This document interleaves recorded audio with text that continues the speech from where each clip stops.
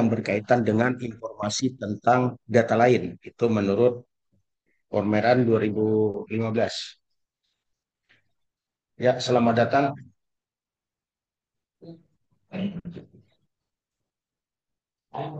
Metadata adalah file yang berisi informasi data lain secara terstruktur, di mana file tersebut dapat menjelaskan, mendeskripsikan, dan menemukan sehingga informasi mengenai file tersebut mudah untuk ditemukan kembali, kemudian dikelola dan digunakan. Jadi, yang namanya metadata itu kapan kita butuhkan, mudah untuk ditracer kembali. Eh, saya teruskan ya, lanjut Bapak. Baik, sebenarnya tujuan kita ini ada dua, namun saya tuliskan ada dampak dari mengelola metadata dalam artikel ini, ada dampak lain selain dua. Yang pertama, memahami pentingnya metadata yang berkualitas. Yang kedua, mengatasi masalah indexing. Jadi ini yang penting nanti kita kita bahas. Kenapa artikel saya atau yang sudah publish di jurnal tidak terindeks gitu kan. Kemudian, nah terus masalah error. Masalah error di waktu registrasi DOI. Nah, ini urusannya adalah untuk biasanya ketika kita sudah jurnal kita mau mau atau sudah terakreditasi, itu kita mau tidak mau, suka tidak suka, kita harus terus mendaftarkan artikel kita untuk mendapatkan DOI, kan begitu kan. Nah, proses registrasi DOI di artikel itu yang menjadi masalah ketika metadata kita pun bermasalah waktu kita pengisian di dalam UJS. Nah, ini mungkin yang masalah ketiga ini nanti ada pembahasan khusus ya Pak untuk error di DOI. Baik, kita coba melihat dulu beberapa peran dalam UJS ya, beberapa peran dalam UJS. Yang pertama yang sering dikenal itu adalah jurnal manager. Ya, jurnal manager, ada beberapa pengelola jurnal tuh menyebutnya begini, oh saya pengelola jurnal, saya jurnal manager, saya editor in chief, saya editor juga. Yang bahayanya dia kan nanti dari mulai jurnal manager sampai ke proprietor pun dia gitu. Nah, itu yang jadi masalah gitu kan gitu. Karena kita di sini dalam mengelola jurnal harus betul-betul memerankan setiap user yang ada di dalam UJS tersebut. Baik, jurnal manager bertanggung jawab menyiapkan eh, web atau jurnal. Kalau di Indonesia kan apa namanya itu, atau bahkan di dunia ya, di dunia sudah disediakan OJS, Open Journal System, yang basisnya itu ya sudah kemana-mana. Nah, eh, walaupun ada beberapa pengelola jurnal yang membuat atau membangun web sendiri. Nah, itu tidak bisa kita pungkiri karena mungkin mereka menganggap ada masalah keamanan yang harus mereka apa namanya yang harus mereka jaga. Eh, ini mungkin untuk kedepannya nanti ada masalah RJI akan menyelenggarakan masalah keamanan di jurnal juga. Terus yang kedua, apa di web jurnal itu ya tata letak, isi. Jadi itu tugasnya jurnal manager, bukan bukan walaupun nanti ada IT support yang orang IT istilahnya kalau di kampus itu yang memegang jurnal gitu kan IT. Karena masalah lain itu muncul eh, ketika kita membangun jurnal yang berbasis OJS ataupun online itu secara otomatis dia akan hosting. Nah, pertanyaannya adalah apakah jurnal ini di bawah kampus atau berdiri sendiri? Nah, terus hostingnya di mana? Gabung di domainnya kampus atau bagaimana? Nah, ini kan jadi masalah-masalah baru. Karena kalau sudah bergabung, masalah lain muncul lagi. Apalagi sekarang kan eh, apa namanya itu yang nyerang-nyerang web itu apa Pak? Judul, gacor. Jadi nggak ada istilah virus, nggak ada. Dia selama semakin satu satu web itu trafficnya semakin naik, maka dia akan mengarah ke sana. Jadi itulah tantangan. Ya, semakin traffic kita naik, maka dia akan mengarah ke sana. Nggak ada yang bisa dipungkiri, mau tidak mau security terhadap web itu harus kita tingkatkan. Gimana caranya supaya tidak masuk?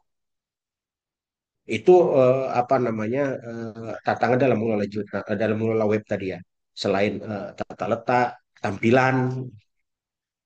Nah, sekarang pun saya tidak tahu ya. Kita kan masih menggunakan panduan editorial tahun 2021, Pak Dian ya, untuk yang akreditasi di Arjuna.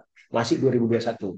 Saya dengar nanti mungkin pihak Arjuna akan mengeluarkan panduan yang terbaru yang mungkin untuk di manajemen di apa namanya itu ya, apa istilah substansi atau eh, itu lebih porsinya lebih lebih lebih sedikit dia, ya porsinya lebih sedikit, lebih banyak ke kualitas isi artikel penilaiannya, ya. Namun begitu bukan berarti kita harus membiarkan tampilan jurnal itu tidak menarik, tidak. Ya, tidak seperti itu karena bukan target kita kan bukan hanya Arjuna, target kita kan pengunjung juga, pengunjung orang dari luar, gimana tampilan jurnal supaya menarik gitu. Kemudian membangun itu sudah membuat rules aturan, kemudian nah ini dia yang sering ditinggalkan. Review itu harus ada form disediain gitu. Kebanyakan beberapa editor itu ya sudahlah, eh, di artikel aja langsung gitu kan, di artikel aja langsung dikomentari. Masalah yang muncul Bapak Ibu. Ketika nanti jurnal kita yang dijadikan syarat artikel untuk syarat khusus pengajuan jabatan fungsional, kita akan diserang oleh autor. Apa penyerangannya? Dia minta mana hasil peer review saya. Kalau di artikel nggak mungkin. Kita menyediakan form itu. Jadi reviewer itu kan harus menuliskan komentar selain di artikel. Kalau di artikel juga di form review. Nah, form review inilah yang dikejar oleh autor ketika nanti dia berhubungan dengan pemerintah waktu mengajukan jabatan fungsional. Ketika artikel itu dijadikan syarat khusus. Dan itu mau tidak mau, suka tidak suka diminta. Ya, itu satu. Yang kedua, beberapa biasanya itu diminta ini ya, diminta cover, kemudian halaman editorial Bird, nah, itu kan harus disediain. Kalau apalagi jurnal kita udah Sinta 3, Sinta 2, itu mau tak mau harus disediain aja Pak di web supaya kita nggak sibuk membalasi chat chat autor untuk tolonglah ini saya mintain tolong. Ah, ini jadi kerjaan juga itu, ya. Bahkan namanya netizen ini tidak peduli dia tengah malam pun di chatnya kita.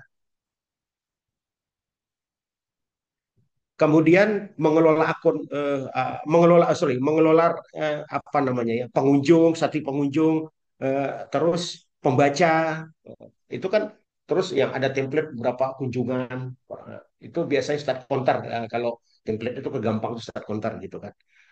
Kemudian mengelola akun user. Nah, jadi seluruh akun yang ada di OJS itu bisa dilihat dan mau ditambah mau dihapus oleh jurnal manager, ya, bisa ditambah dan dihapus oleh jurnal manager. Saya dikasih peran misalkan jadi section editor. Di chat saya Pak, itu di akun Bapak sudah apa namanya sudah ada artikel penugasan. Saya login nggak bisa lagi. Kenapa? Jurnal manager secara tidak tidak ini tidak sadar menghapus atau menonaktifkan akun saya. Ya saya tidak bisa ngapa-ngapain. Nah, itu bahayanya. Kemudian eh, layout editor, proofreader. Jadi apa namanya banyak peran yang dikelola oleh jurnal manager. Baik, saya lanjutkan. Nah, peran selanjutnya adalah editor in chief. Tadi jurnal manager, kemudian sekarang adalah editor in chief. Apa tugasnya? Pertama bertanggung jawab penuh terhadap seluruh proses regulasi artikel, penerimaan manuskrip, ya kan? Itu yang nampak duluan itu editor in chief. Nah, eh, kalau kalau secara default di OJS itu namanya peran editor, ada editor di situ. Namun kita boleh menambahkan peran tersebut menjadi kita tambahkan jadi editor in chief itu supaya lebih memudahkan. Penerimaan artikel, atau manuskrip, kirim ke reviewer atau tugaskan section editor dulu, kirim ke reviewer, kemudian proses editing hingga sampai ke artikel publish. Kemudian menyiapkan dan mengatur SDM pengelola jurnal. Nah, jadi urusan mencari siapa-siapa orang yang kita bawahi nanti, ibaratnya kita mau jadi bos nih, namanya editor in chief kan. Siapa yang harus kita pilih? Eh, Kamu nanti berperan section editor ya. Bapak Ibu akan sangat bagus penilaiannya ketika editorial team di dalam sebuah jurnal itu sangat beragam afiliasinya dan sangat tidak disarankan itu satu satu ini bukan sangat tidak disarankan itu kan kalau menurut aturan PAK atau BKD itu minimal dua afiliasi beda di editorial bird itu atau editorial team lebih bagus eh, setiap peran itu berbeda-beda semakin banyak apa namanya itu itu afiliasi yang afiliasi yang masuk. masuk atau diversity-nya itu semakin bagus gitu ya. Jadi itu untuk SDM. Nah, ini yang agak sedikit lebih ke dalam, menyiapkan anggaran pengelola jurnal. Jadi kita kembali ke awal, eh, apa namanya, kita ini bergabung di dalam namanya tuh relawan jurnal Indonesia. Namanya relawan, volunteer. Kalau udah relawan itu tidak mengharap apa-apa. Bapak Ibu sangat sulit mencari sumber daya yang orang betul-betul rela menghibahkan waktunya, kemampuannya untuk mengelola jurnal. Itu dulu. Masalah itu nanti setelah itu dia dapat bayaran lain cerita. Itu adalah dampak ya bonus. Ya Bapak Ibu, bonus. Karena ada juga profesor-profesor itu yang ngelamar ke jurnal-jurnal. Tolonglah saya jadikan editor di tempat Bapak. Kan begitu kan? Saya banyak itu menerima masuk ke email saya. Profesor dari luar itu. Dari luar maksudnya luar Sumatera bukan luar negeri. Masuk ke email saya, izin saya melamar jadi editor gitu. Ya kita kita seleksi dulu lah, seleksi alam gitu kan. Kalau bidang ilmunya nggak sesuai nggak usah, mohon maaf. Bidang bidang ilmunya Prof belum sesuai, mungkin bisa kita masukkan ke jurnal lain, kita rekomendasi ke jurnal lain bagaimana Prof gitu. Profesor ini kadang-kadang kan kalau udah melamar tuh kan luar biasa kita kan. Kalau saya menurut saya bangga itu kalau jurnal saya dilamar oleh profesor, dia melamar jadi editor itu. Karena kapan lagi kita bisa menyuruh-nyuruh profesor? Kan begitu kan? Di saat itu kita suruh, Prof, izin Prof, artikel masuk itu. Nah, gitu. Ya, kira-kira seperti itu. Nah, kalau jurnal itu sudah punya pendapatan, tanda kutip ya, jurnal itu sudah punya pendapatan. Mohon maaf Bapak Ibu, saya editor di beberapa jurnal juga. Ada memang saya perannya itu betul-betul relawan. Dan saya ikhlas aja. Artinya mau tidur gitu kan, saya buka, oh ini ada notif, ini siapa ini? Ini siapa ya? Nah, kira-kira seperti itu. Oh, ini ada notif masuk. Oh, disitulah saya tak paham dan tahu ada artikel bagus, ada artikel nggak bagus, ada kata-kata lucu. Disitulah waktu saat tidur melihat itu. Nanti di akhir udah selesai publish notif di WA itu sama editor. Izin Prof, ada sedikit ini pengganti uang ngantuk. Nah, kira-kira seperti itu. Nah, ini jurnal yang mungkin eh, tanda kutip keuangannya sudah agak settle, bukan bukan sudah settle betul ya, agak settle. Dia sudah memiliki penghasilan, makanya dia berani membayar editor ataupun reviewer. Saya terus terang Bapak Ibu, saya mengelola jurnal juga, reviewer itu saya kasih, mau tidak mau. Makanya saya memastikan artikel yang masuk, yang saya kirim ke editor itu betul-betul itu harus ditindaklanjuti sama dia. Kalau nggak selesai kita Pak. Ini artikel kita kirim ke reviewer, namun sudah selesai review, itu kan sudah bekerja itu. Harus kita bayar mereka. Tahu-tahu tidak lanjuti oleh autornya. Bapak bayangkan lah, udah 4 isu publish, itu artikel itu nggak ada balasan dari autor.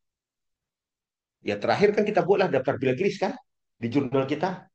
Kita buat daftar blacklist Pak, nggak masalah itu. Kita blacklist nama ini, kita nama dulu ya Pak, nama dulu.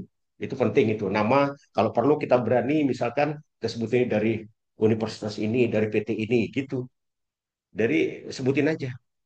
Tapi kalau misalkan kawan-kawan kita, misalkan di PT itu ada kawan-kawan kita juga, kita sebut aja nama kota gitu. Tapi itu perlu itu sebagai pembelajaran, ya Bapak Ibu. Kemudian menjaga kualitas artikel dan pengelolaan jurnal yang sesuai standar, termasuk tepat terbit tepat waktu. Ini tantangan bagi editor, Bapak Ibu. Ya, tantangan bagi editor. Jurnal publish misalkan September 2025, Bapak Ibu ya. Ini September 2025 nih. Atau kemarin lah itu, bulan Juli 2025. Juli, tahu-tahu tanpa sadar, waktu dikirim, itu itu kan bisa jadi itu. Waktu isu Juli 2025 itu artikel belum penuh. Misalkan standar minimal 6, ya kan? Belum penuh. Baru ada 4. Pengelola jurnal yang baik, mau 4, mau 2, dipublishnya aja itu. Itu tepat waktu. Masalah masalah itu kecukupan jumlah artikelnya nanti dulu. Barulah nanti ada bulan 9, saya ada artikel. Kalau mau, kata editornya, masuk ke yang isu bulan 7. Kalau mau seperti itu. Terjadilah, apa istilahnya itu, back back issue. Sebenarnya back issue itu nggak seperti itu. Kalau masih berjalan nggak back issue namanya itu. Back issue itu kan sudah lewat gitu. Ini kan belum lewat, masih berjalan dia. Nah, itu yang harus dijaga tepat waktu. Kemudian menjamin keberlanjutan jurnal.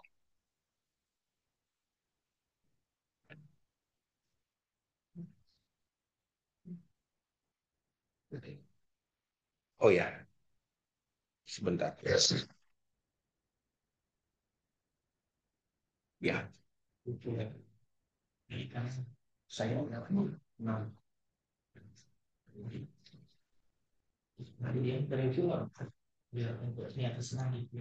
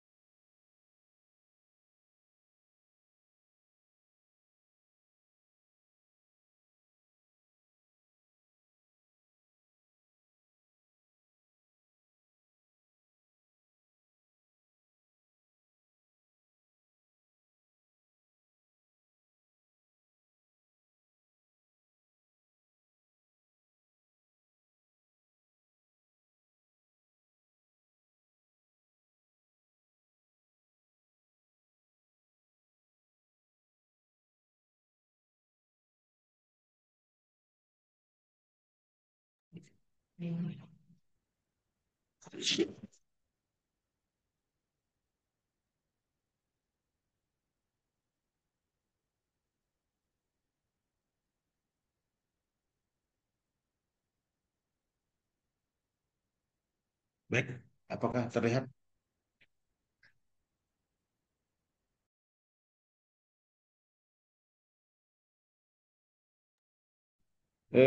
Kita lanjut. Selanjutnya adalah bersama jurnal manager membuat dan mensosialisasikan panduan untuk autor atau semua peran yang ada di jurnal itu. Jadi panduan ini bisa sifatnya tertulis, bisa sifatnya terucap saja.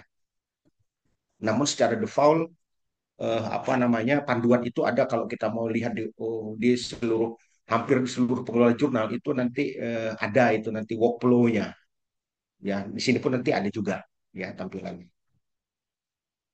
Autor itu seperti apa, reviewer, editor, sampai ke etika penerbitan. Kemudian menyeleksi pertama kali. Jadi Bapak Ibu, ketika artikel masuk, yang tahu artikel masuk itu cuma kita dulu, editor atau editor in chief.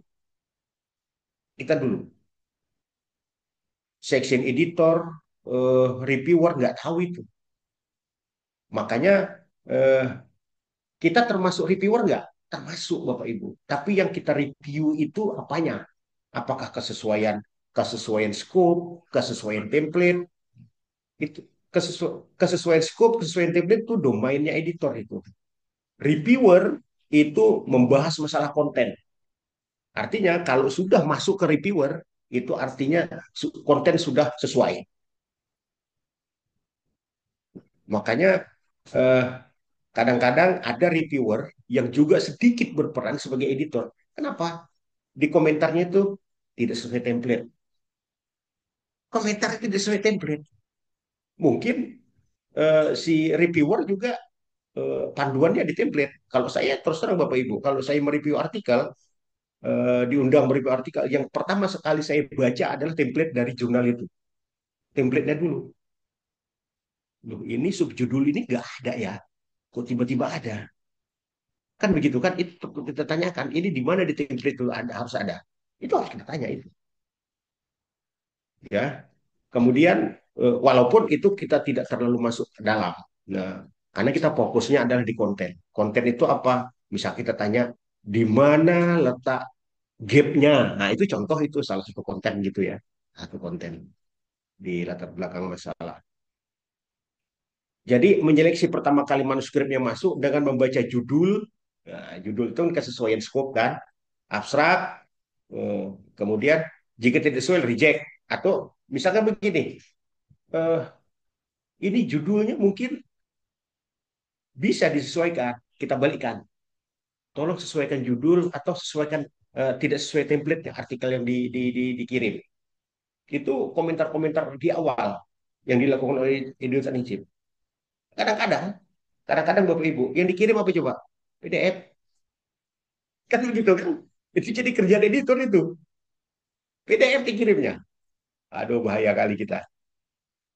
Kalau editor yang baik itu akan mengirim ulang atau membuat catatan atau mengirim pesan ke author. Mohon kirimkan artikel yang file ekstensinya Word. Biasanya kalau kalau editor yang sudah mumpuni itu dia sangat spesifik. Word yang versi 97 2003 misalkan. Jadi OC itu kan. Nah, itu dia. Hati-hati Bapak Ibu. Itu ya seperti itu editornya sudah mumpuni. Kita kirim yang di OCX, udah kena komentar lagi kita itu. Kalau editor yang udah mumpuni itu sampai ukuran ukuran file pun dihitungnya itu. Karena apa? Dia mengelola jurnal, dia mengelola web, kapasitas webnya harus diperhitungkannya. Berapa tahun saya untuk mengelola ini? Nah, kalau sempat yang dikirimnya PDF, gambar, waduh, ampun kita. Crash bisa webnya nanti itu. Waktu siang, webnya nggak bermasalah, Pak Dian ya. Waktu siang. Dijaga betul itu sama IT. Kamu jaga ya, itu web supaya tidak crash. Rupanya Arjuna menilainya malam. Waktu dicek sama Arjuna, not found katanya. Enggak masuk laman laman jurnal. Kacau. Terakhir apa? Tidak lolos evaluasi. Kalau sudah tidak lolos evaluasi, nunggu periode berikutnya. Kapan buka? Sekarang nggak bisa kita prediksi Bapak Ibu. Setahun berapa kali buka? Kapan bulan berapa buka? Nggak ada bocoran sedikit pun sama pengurus. Nggak ada. Karena sudah sangat banyak jurnal di Indonesia ini. Apa bukti sangat banyak? Indonesia sudah kekurangan ISSN. Nah, bayangkan itu. ISSN habis stoknya katanya. Luar biasa itu kan? Oke, saya teruskan.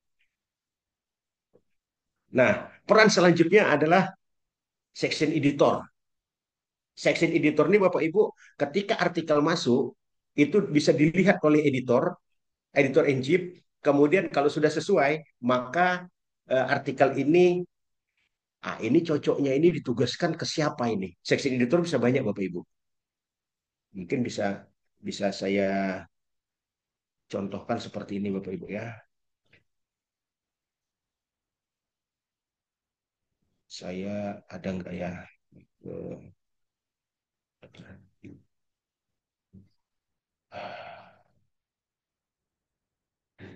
Oke.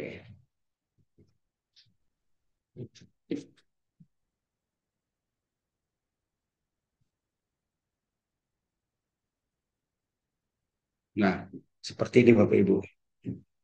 Di beberapa jurnal itu section editor tuh sudah eh, apa namanya ya? Bahkan ini kebetulan jurnal tentang manajemen ya, jurnal yang bidang ilmunya manajemen. Manajemen itu ada mungkin ada manajemen SDM, manajemen pemasaran, khusus ke apa namanya itu ke perilaku behavior gitu kan seperti itu. Nah, orang-orang yang didudukan untuk menangani artikel ini, editornya harus dipilih betul-betul. Ini paham nggak tentang ini gitu? Paham? Dan udah sampai ke situ gitu. Editor editor in chief yang mumpuni itu udah kayak gitu. Oh, ini artikel tentang pemasaran. Oh, inilah saya kasih peran. Begitu Bapak Ibu. Ini kebetulan 5. Bisa saja dalam satu isu itu seorang editor, seorang section editor nggak ada perannya. Kenapa? Menurut editor in chief nggak sesuai gitu. Bayangkan section editor saja ini, ya kan, bisa dinilai gitu. Apa namanya bidang ilmunya sama oleh oleh editor in chief. Jadi nggak sembarangan juga. Kalau di sini kebetulan kan ya beberapa beberapa afiliasi sudah masuk gitu kan, seperti ini. Nah ini ada profesor satu nih, editorial bird-nya. Saya katakan disinilah kesempatan kita bisa merintah-merintah profesor. Izin Prof, itu artikel masuk tolong ditindaklanjuti. Siap katanya. Ah, itulah dia. Kalau udah kita nyuruh cepat itu. Kan selesai dia selesai satu isu publish nanti masuklah ke dia itu entah beberapa eh, ribu kira-kira seperti itu. Mungkin dia tidak mengharapkan itu, tapi ketika kita WA itu dia merasa oh saya masih diperlukan ternyata. Presiden itu kan butuh sanjungan, butuh panggung dia. Walaupun nanti eh, dia akan banyak tanya itu. Ini reviewernya ada request nggak? Reviewernya saya pilih sendiri atau bagaimana? Oh silakan Prof pilih sendiri saja. Nah begitu dia. Bahkan ketika dia ditugaskan sebagai section editor, dia berhak untuk menolak itu. Oh saya nggak sempat. Bisa seperti itu. Ah, kalau udah kebanyakan nggak sempatnya, editor in chief yang punya peran. 2 tahun tahun depan udah kita ganti SK-nya. Bapak Ibu, SK editorial team atau editorial board inilah yang berlaku sebagai yang bisa diklaim untuk pengabdian masyarakat dengan satu syarat apa? Jurnalnya masuk ke sister BKD Bapak Ibu. Jangan sampai nanti, mohon maaf Pak, yang dari stay mengelola jurnal, nama jurnalnya apa Pak? Hah? Salsabil. Oke. Bapak mungkin pengelola jurnal. Nama Bapak ada di SK Jurnal Salsabil. Sudah, oh bisalah saya klaim ini. Tapi nggak ada di sister nama kita, nama jurnal itu. Terakhir apalah mau diklaim? Nggak bisa masuk terakhir kan? Jurnal sudah banyak.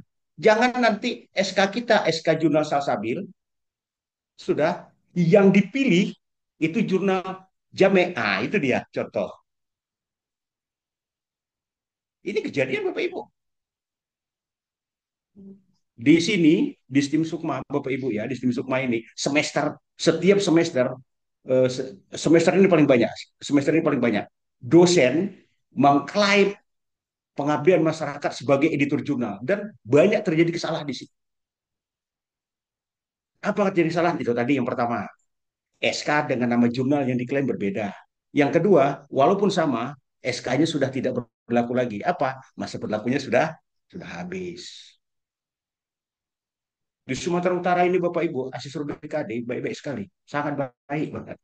Kan begitu. Oke, jadi ini ya, Ibu. Oke, lanjut.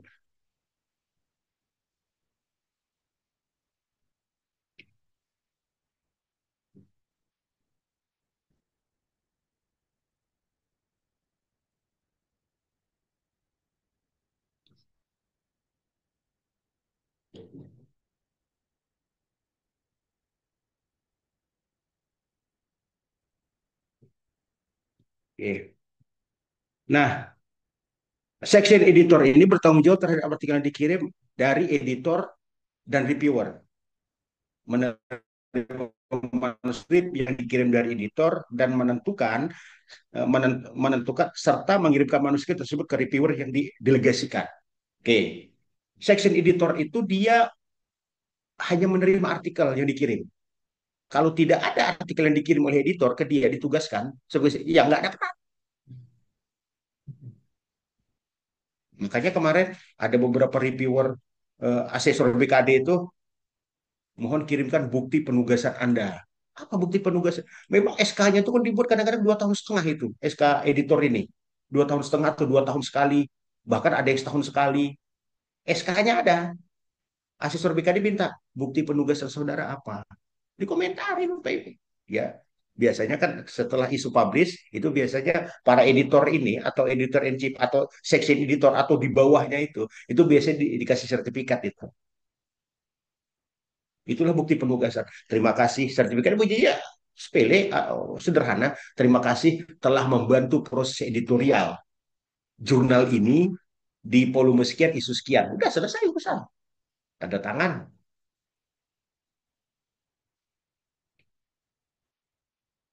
Oke. Yang selanjutnya ada section editor dapat mengirimkan manuskrip lebih dari satu reviewer. Hmm. Kalau editor yang mumpuni, itu dia, oh ini artikelnya bagus kualitasnya ini. Dia akan pilih reviewer yang bagus. Ini reviewer ini dikasih empat, dikasih dua artikel, tiga di rejectnya. Kira-kira seperti itu. Itu kan reviewer seperti itu kan agak sulit, sulit mempertahankan kita maksudnya. Karena ada jurnal itu tanda kutip ya, dia tidak butuh artikel berkualitas, tapi dia hanya butuh artikel yang layak publish. Apalagi jurnal-jurnal yang baru dibangun. Jangan pula nanti jurnal baru dibangun, kualitas editor sama reviewernya Sinta satu. Wah, nggak ada yang kirim ke situ Bapak Ibu. Walaupun ekspektasi editor itu kan tinggi Bapak Ibu ya. Kita maunya kan artikel itu berkualitas gitu. Bagus itu. Tapi kan harus kita sesuaikan. Kemudian, nah kalau udah Sinta ya, saya tidak tidak lihat Sinta berapa. Sinta 5, Sinta 4, Sinta 3, Sinta. Ya, kirim aja kedua kedua reviewer. Iya kan? Atau langsung aja kirim ketiga. Chat aja langsung. Bapak Ibu mohon lihat di akun OJS. Apakah Bapak Ibu ada penugasan? Mohon ditindaklanjuti. Itulah saya katakan. Disitulah waktu kita memerintah profesor. Reviewer itu kan para profesor juga. Itu siap ketua katanya. Ih, kita kasih batas waktu. Mohon Bapak Ibu kita kasih batas waktu 1 minggu ya. Ketika lama kali udah round 2 masuk. Nah, kita ganti. Begitu dia. Bapak bayangkan. Cinta 5 sampai round 3. Coba. Coba itu coba. Dari sisi tata kelola bagus itu. Dari sisi tata kelola.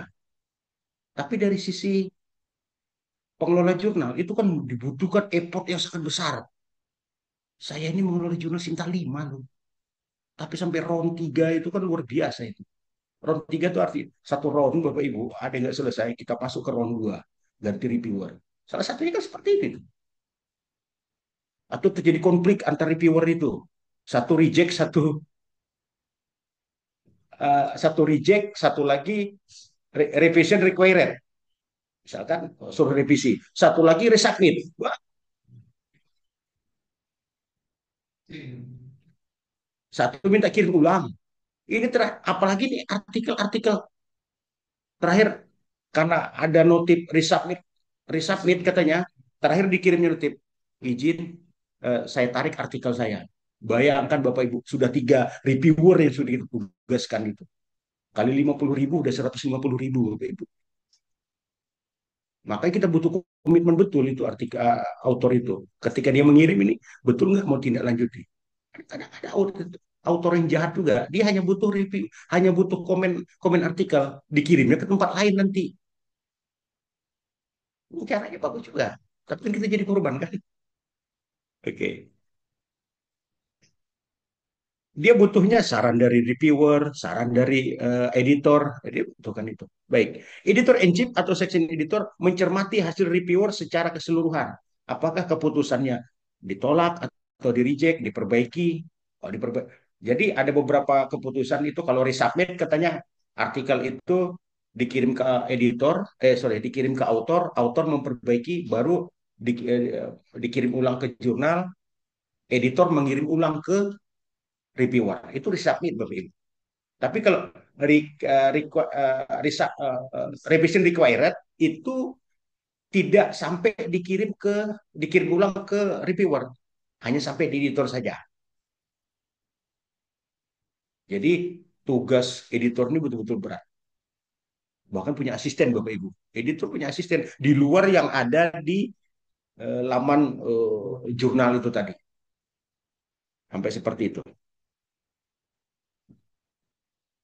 Karena kalau sudah katanya iya, masuk ke tahap berikutnya. Kan begitu kan? Baik Bapak Ibu.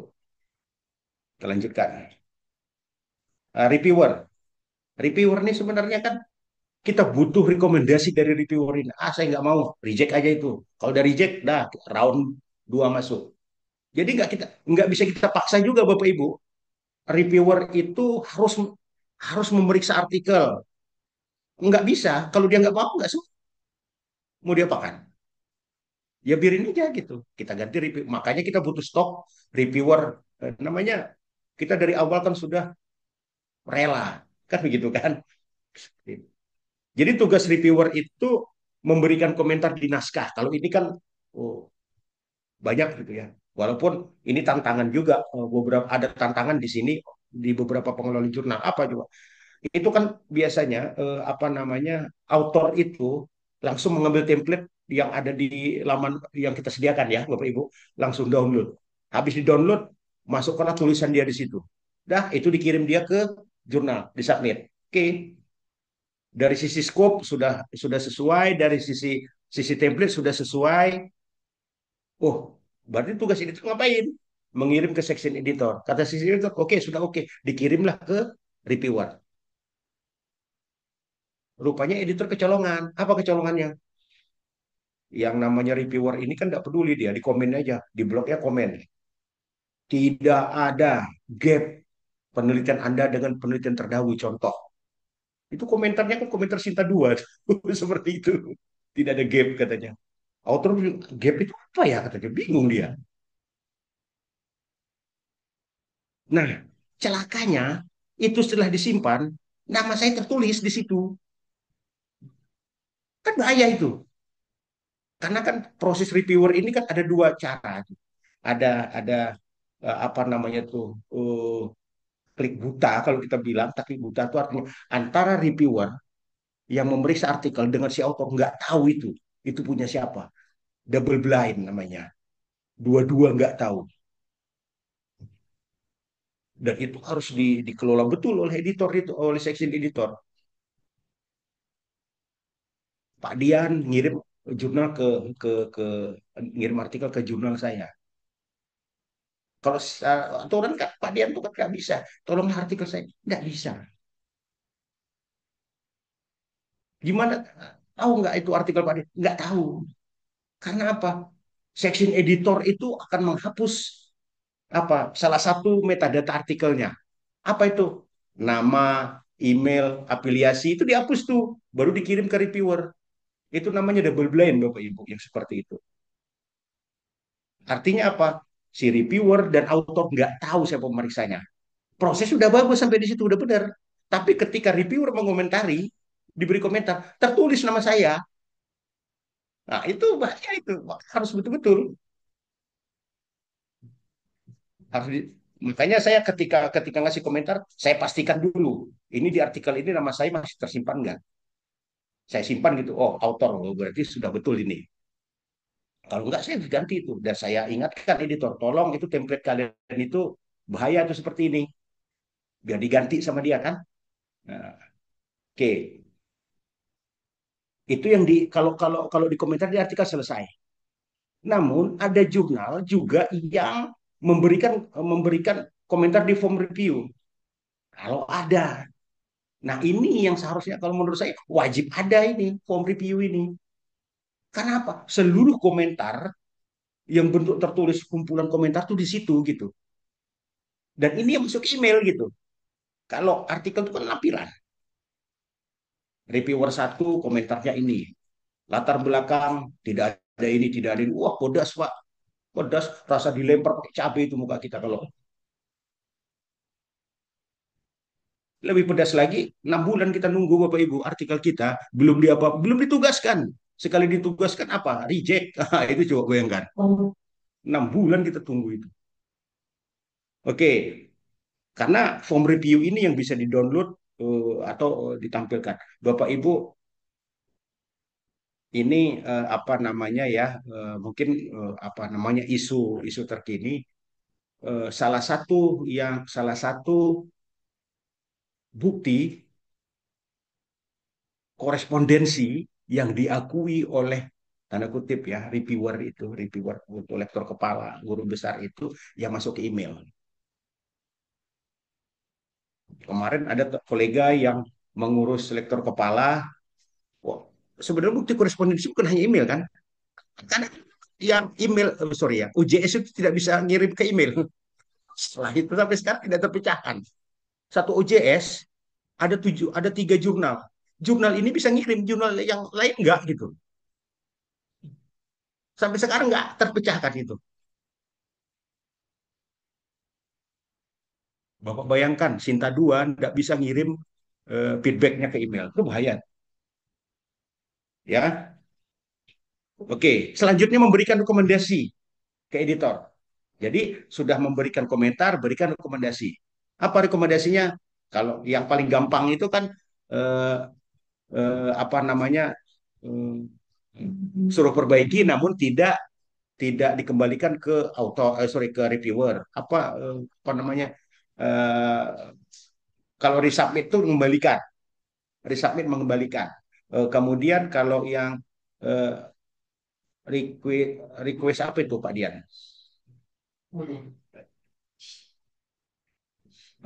Required revision. Itu artikel yang disuruh perbaiki ke autor, namun tidak dikembalikan ke reviewer, cukup sampai di editor saja. Baru diputuskan oleh editor. Accept katanya. Kalau sudah accept di situ di sistem UJS itu, maka secara otomatis ini artikel akan berpindah ke layout atau section editor. Nah, otomatis tuh. Berarti artikelnya di situlah itu dia. Baik. Nah, peran selanjutnya adalah copy editor, production editor. Bapak Ibu, apa peran copy editor dan production editor? Saya menggabungkan ini. Memeriksa kelengkapan atribut artikel, Bapak Ibu. Jadi, atribut artikel itu apa? Jadi kemarin ada dosen yang mau dinilai, bingung kita menilainya. Ini jurnalnya. Kalau yang namanya asesor BKD itu kan dia kan akan melihat kapan itu artikel publish. Betul ya? Artikel publish itu dilihat dari mana? Kapan bulan publishnya? Kan begitu. Terlihat di situ. Ini di artikel itu yang ada volume 1 nomor 1. Udah selesai. Sama tahun. Volume 1 nomor 1. Biasanya editor yang baik akan memikirkan, oh ini kalau diperiksa asesor, ini harus ada bulan. Maka letakkanlah bulan di situ. Walaupun secara otomatis ya Bapak Ibu ya, kalau di UJS 3, itu tanggal publish ada di situ. Ya di UJS ya di laman artikel ada. Namun di UJS 2 saya lihat beberapa itu nggak nampak. Apakah sengaja tidak ditampakkan saya tidak tahu. Tapi nggak nampak dia. Oh, itu kan berat sama asesor BKD itu mengejar itu. Terakhir karena banyak kali pun kerjaannya udah di rejectnya saja. Nah, kan seperti itu kasihan kan jadinya kan. Gara-gara sepele. Kemudian memeriksa dan mengedit tata bahasa serta susunan kalimat artikel termasuk cek Grammarly. Bapak Ibu. Jika menggunakan bahasa Inggris. Makanya kan eh, plagiarism checker X itu kan pelaku keras itu seperti itu. Itu kan membantu kita kultur seperti itu jika diperlukan, ya. Kemudian memperbaiki naskah tulis maka naskah dikirim ulang ke penulis. Ini yang saya katakan tadi, jika diperlukan, misalkan masalah apa itu, eh, kadang-kadang Bapak Ibu di jurnal itu kita sudah dinyatakan accept dulu, sudah accept dulu, baru suruh cek apa namanya, cek kesamaan.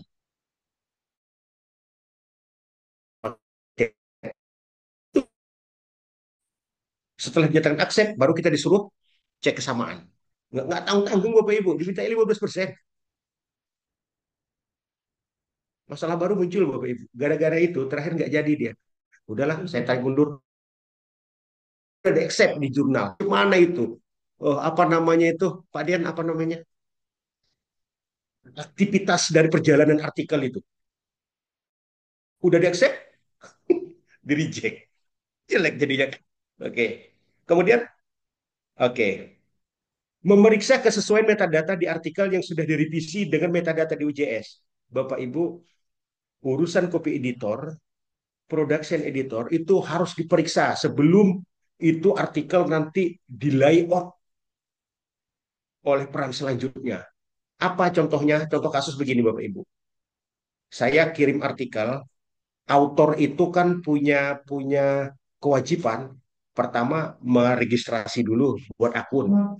Habis membuat akun, submit artikelnya. Ketika submit disuruh nulis nulis judul, abstrak, ya Bapak Ibu, siapa penulis pertama?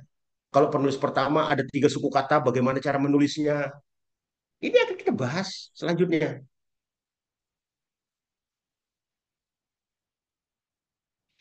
Celakanya lagi, kita ini corresponding author, Bapak Ibu. Corresponding author di penulis ketiga. Waktu kita menuliskan di OJS, nama kita jadi nama pertama. Lupa kita menukar peran itu. Jadilah di artikel nama penulis kita kita itu penulis tiga. Di laman OJS jadi penulis satu. Wah, bahaya itu. Itu kalau nggak sadar, ada aja kawan kita yang agak agak brengsek sedikit ya, tanda kutip brengsek, dilapornya ke Arjuna itu, capture, kirim ke sana. Selesai Bapak Ibu, turun langsung Sinta Lima. Kalau nggak cancel. Jadi Arjuna ini sekarang nggak udah kayak Scopus, udah ada juga diskusi new. Jangan nggak usah cerita. Hah? Iya, diskusi new Bapak Ibu. Waduh, udahlah kita cinta empat berdarah-darah kita mendapatkannya. Gara-gara itu kan di diskusi new. Mudah-mudahan janganlah. Ya kalaupun kita nemukan itu, kita WA saja editornya. Kita kan di seluruh Sumatera Utara ini kan baik-baik semua kan. Nah, belum belum jumpa saya. Oke, layout editor ya. Nah, ini layout editor. Berfungsi mengatur dan memperbaiki tata letak naskah agar siap untuk diterbitkan. Bapak Ibu hati-hati. Proses artikel itu jadi PDF itu di sini. Jangan sampai yang disubmit itu bukan PDF gitu. Word. Loh, ini kok Word ya? Ini author bingung. Ini kok Word ya munculnya. Kira-kira udah publish pula itu. Walaupun untuk membatalkan itu dengan sekejap mata bisa gitu kan. Tapi kan yang seperti itu kan harus ada mengingatkan. Jadi, oh ini artikel Word yang mau siap publish. Di PDF kan dulu. Sesuai urutan. Sesuai urutan Bapak Ibu. Jangan nanti halaman 6 dan 7 artikel sama. Tiga artikel dua. Jadi itu. Ini tugasnya lain itu. Jadi seperti itu. Yang masuk. Tentu itu artikel prosesnya selesai duluan. Terjadi first in, last out. Nah, itu dia. Apa contohnya Bapak Ibu? First in, last out. Beras dalam goni itu Bapak Ibu. Masuk pertama duluan, itu keluarnya terakhir itu. Mana pernah orang ngambil beras dari bawah. Dicucuk seperti ini kan. Mana pernah. Itu proses produksi yang normal. Nggak bisa seperti itu. Maka ketika ketika ID artikel itu bertukar, maka dia tidak berlaku lagi itu. Ya kan? Kecuali, oh selesaikan dulu ID artikel yang ini, selesaikan dulu baru proses itu secara otomatis tersusun. Kalau enggak, artikel terakhir masuk itu yang prosesnya cepat bisa jadi, apalagi tanda kutip yang minta pas Pas review, minta pas review. Selamat datang, Pak Mesran. Baru kemudian hasil layout disimpan dalam bentuk file PDF dan diupload di bagian Gale. Bapak Ibu hati-hati. Waktu mengganti dan menghapus itu beda kasus, Bapak Ibu ya. Kalau mau mengganti file, Gale itu pastikan itu diganti, jangan menghapus. Jadi ini artikel sudah publish, sudah artikel mau publish. Tapi ada metadata yang kurang. Metadata yang kurang itu apa? Submitnya tanggal berapa, accept tanggal berapa, kira-kira seperti itu. Itu kadang-kadang kalau editor yang bagus itu dituliskan di artikel. Dan editor yang mumpuni itu di laman OJS pun dibuatnya seperti itu. Nah, kalau saya belum sanggup tuh seperti itu. Siapa siapa yang berperan sebagai corresponding author dibintangi sama dia di laman OJS itu diletak seperti itu. Oke. Kemudian untuk keperluan proses proofreading, layout bisa saja mengupload kemudian memudahkan pemeriksaan akhir. Jadi yang diupload itu bisa jadi apa namanya ada proses lain pada saat di layout ini. Apa proofreading situ terjadi. Jadi yang diupload itu bisa apa namanya bentuknya Word tidak mesti PDF. Tapi kalau untuk dipublish dia harus PDF. Hati-hati itu untuk finalnya. Memperbaiki file di Gale jika diminta bantuan oleh proofreader atau section editor. Upload ulang file setelah di proofreading. Ini artikel sudah publish PDF-nya. Artikelnya bahasa Inggris tulisannya. Tahu-tahu ada tulisan data diolah. Nah, coba bayangkan itu. Data diolah. Artikelnya bahasa Inggris, tapi ada di bawah tabel itu data diolah. Berarti kan proses proses itunya tidak selesai.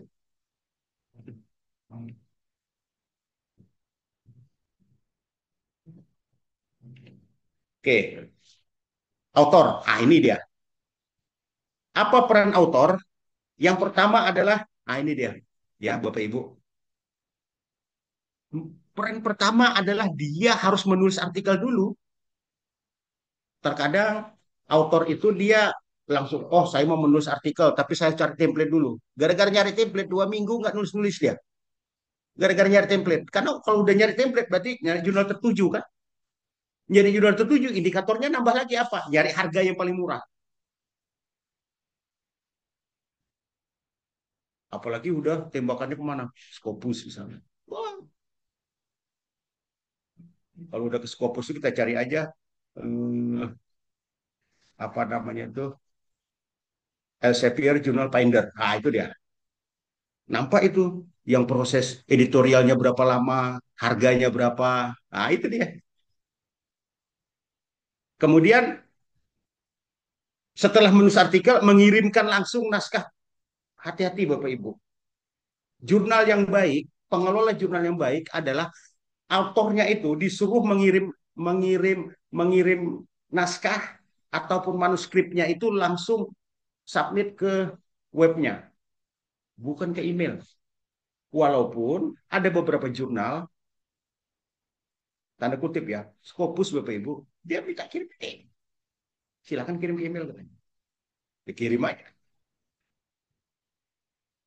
Tapi kita notif saja, bilang sama editornya, ini artikel kita kirim ke email, tapi jika nanti artikel kita ini dinyatakan diterima, saya butuh proses editorial atau apa namanya corresponding author. Disediain sama mereka itu. Kita pesan dari awal. Oke. Nah, setelah mengirimkan langsung, Pak tugas selanjutnya mengunggah. Jadi Bapak Ibu, jadi ya habis registrasi, mengisi metadata, arti filenya yang diunggah salah gitu. Makanya sediakan betul itu artikel itu. Yang diunggah salah. Dan pastikan yang diunggah itu yang diminta oleh jurnal. Misalkan harus berbentuk Word. Kadang-kadang kalau kalau jurnal yang sudah atau editornya mumpuni itu dia sudah mengatur betul itu versi Word-nya itu. Itu tadi DOC, DOCE, kemudian memeriksa dan jadi autor setelah selesai proses submission, tugas dia selanjutnya apa? Ya tinggal memeriksa saja login, periksa tahapan, login, periksa tahapan. Apa itu yang dia lihat adalah kolom yang paling pinggir. Apa itu? Kalau di OJS 2 itu biasanya waiting assignment, menunggu penugasan. Itu berarti kan belum diapa-apain itu, ya. Kalau di OJS 3 itu masih submission. Kalau dia berubah nanti reviewer, review katanya. In review itu misalkan 3/0. 3/0 itu artinya apa? Ditugaskan 3 orang reviewer, satu pun belum ada mengerjakannya. Satu pun belum ada yang selesai. Itu dia.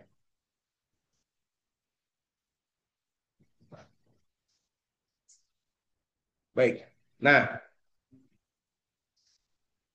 kita langsung coba lihat, Bapak Ibu ya. Kita langsung isi saja.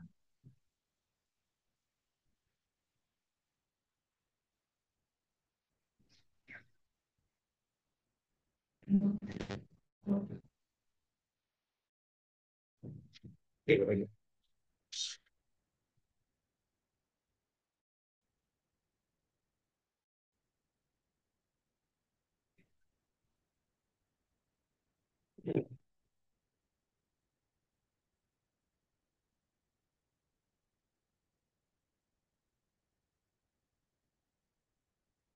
Terlihat? Oke, Bapak Ibu.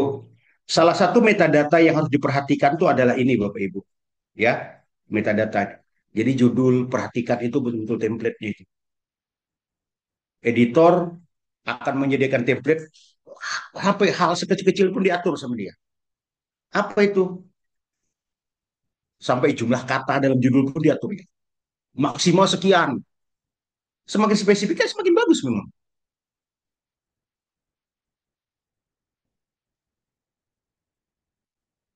Nah, nah, kemudian apa? Nah, ini waktu menulis nama Bapak Ibu hati-hati nulis nama. Kadang-kadang nulis namanya misalkan Sahrijal. Ini contohnya betulnya namanya Sahrijal ini. Di sini terkadang yang tidak tertulis begini. Apabila nama autor hanya satu suku kata,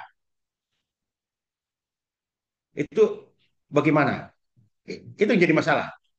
Bapak Ibu, kalau nama autor hanya suku kata, itu di OJS kita tulis, kita garis, maka yang terindeks adalah yang garis, Bapak Ibu, bukan nama. Hati-hati itu. Makanya kalau misalkan nama nama autornya satu suku kata, misalkan Sahrijal, ya silahkan di artikel ditulis nama Sahrijal saja, tapi editor nanti waktu di proses apa itu ya, production editor, production itu harus menuliskan jadi dua suku kata, Sahrijal atau Sahrijal Sahrijal. Kalau enggak nanti yang terindeks judulnya Bapak Ibu, bukan nama orangnya. Berarti di perlu Pak kan yang wajib itu kan ada sebagian hanya satu aja. Ada Nah, boleh satu saja kan nggak pakai nama dan kan boleh kosong. Kalau ada satu suku kata. suku kata, apakah wajib dua-dua diisi? Lebih bagus kita buat dua-dua. Karena indexing itu di situ bermasalah. Makanya kan kalau kalau di OJS itu biasanya mesran-mesran gitu. Walaupun di artikel namanya cuma mesran doang, nggak masalah. Atau kalau misalkan untuk menghindari itu, misalkan bagaimana? Ada orang langsung dari di artikel itu langsung ditulis Sahrijal Sahrijal atau S Sahrijal. Dampaknya apa, Bapak Ibu? Ini terkadang reviewer ataupun penilai ataupun asesor nanti sampai ke situ. Ini namanya kok ada S-nya ya? Kan begitu kan? Namanya kok ada dua suku kata Sahrijal Sahrijal. Padahal orangnya waktu mengirimkan namanya cuma Sahrijal doang. Makanya tolong dipahami itu. Kalau memang itu nanti dampaknya ke sana, lebih bagus di artikelnya satu suku kata, tapi editor waktu proses production editor itu wajib itu mengisi dua, Sahrijal Sahrijal atau S Sahrijal. Karena Sepengalaman saya, mesin indexing itu lebih mudah dia mengindeks ketika namanya dua suku kata, minimal dua suku kata. Makanya kan jarang itu orang di artikel itu ada gelar kan. Nanti kalau kalau di artikel ada gelar, waktu production editor dia gelar tuh masuk ke dalam metadata nama.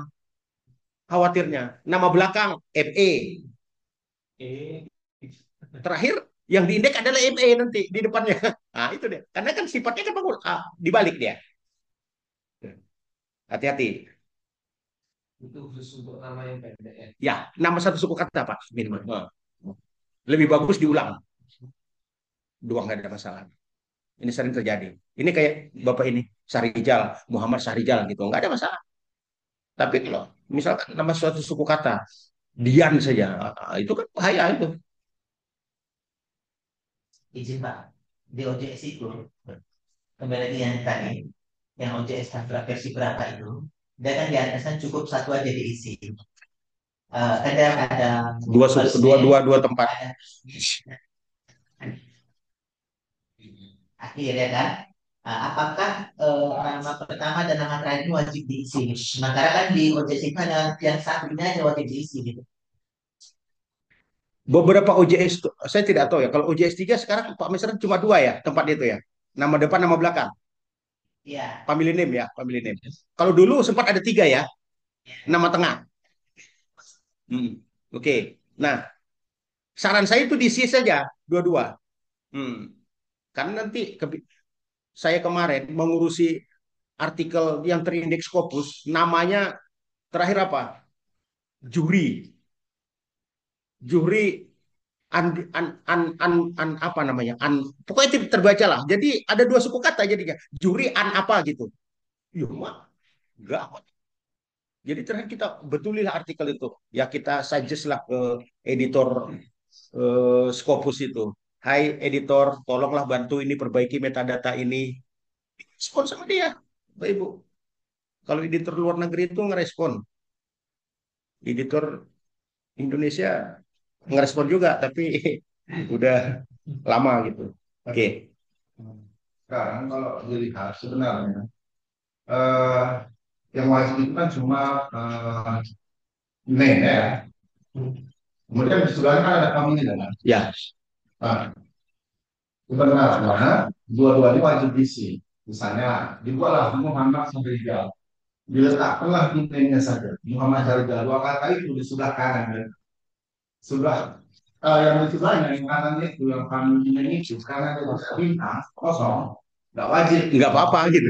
Iya, menurut Menurut sistem, menurut sistem. Ya. Iya. Tahap itu Muhammad sudah kiri, saya sudah kanan. Kenapa? Tadi kan dikatakan di sound indexing. Sebenarnya bukan hanya indexing saja. Tapi waktu story itu apabila itu dia ada di Jakarta. Itu yang disebut tadi Bapak Ibu.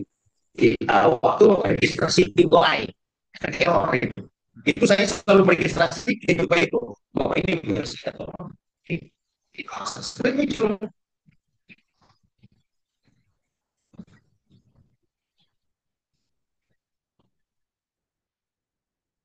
Persoalan dia ambil mekanika yang di eksternal itu langsung itu family name. Nah, walaupun dia tidak bintang.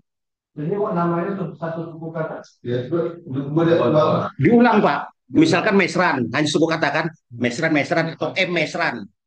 Ya.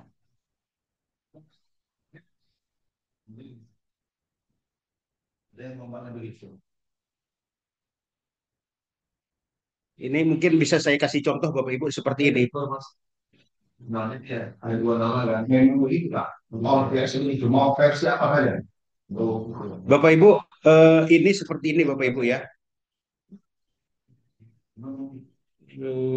Sebentar ya. Karena ya juga menginginkan yang GS juga menginginkan yang itu. Karena akhirnya harus berikan satu GS. Dan dia ada empat kata, tiga kata di sebelah kiri, satu kata sebelah kanan. Kalau ini lagi, iya. Nah, seperti ini contoh nih Bapak Ibu ya. Ini. Nah, ini dia yang dimaksud Bapak itu tadi. Ini kan tidak bintang ini Bapak Ibu. Orang Sepele. Ini kalau misalkan di sini bukan tidak bisa Dewi Anggreni di sini langsung ditulis. Bisa. Tapi waktu registrasi doi jadi masalah error dia.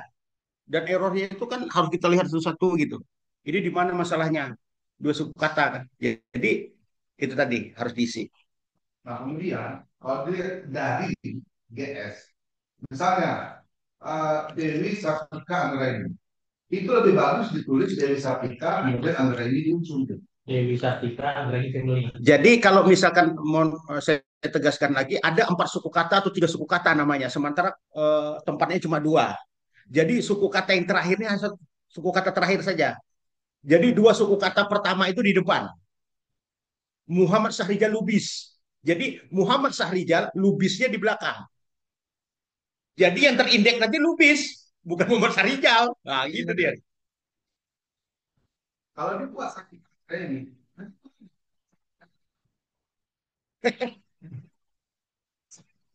ini koma S D. Nah, Juli Melija. Contoh Juli Melija gitu, ya kan? Ibu ini waktu mengisi waktu submit Juli di depan di sini Dewi tulis Juli. Di sini males dia nuliskan Melija, M aja tulisnya. MG. MJ nanti jadinya indeksingnya MJ jadinya. Dia kan apa style itu adalah mengindeks inisial huruf pertama untuk kata kedua dan ya, dia hanya menuliskan kata terakhir saja yang lengkap. Bayangkan kalau Juli Melija tulis Juli M, maka maka nanti waktu disitasi namanya jadi MJ. Di daftar pusaka MJ. Jadi AMD itu kalimatnya gitu. Karena di wajah saya pun salah. Oke. Mas Peduli disebut semuanya. Gitu. Nah, saya lanjut sedikit lagi ya. Ini Bapak Ibu, tadi saya katakan di beberapa jurnal dan hampir setiap jurnal ini workflow ini ada, ya, workflow ini ada dari mulai author, submit sampai ke publish gitu ya, peran-perannya masing-masing ada. Kemudian eh, ini terakhir, nah ini dia proses editorial ini. Ini sering ditanyakan oleh author ke editor. Yang ditanyanya itu berapa lama? Betul Pak ya? Betul. Kalau tidak kita tidak sanggup melayani itu, jangan coba letakkan nomor kontak di situ. Kalau nggak pas respon. Kalau enggak nanti nggak mau lagi ya. Jadi kalau berapa lama? Ini harus kita hafal Bapak Ibu nih. Jalur reguler ini. Kan ada 2 jalur kan. Kalau menyediakan 2 jalur. Satu yang jalur reguler, satu lagi yang pas review. Kalau saya nyebut pas review. Review cepat tuh. Itu boleh nggak itu dalam prosedur? Iya boleh.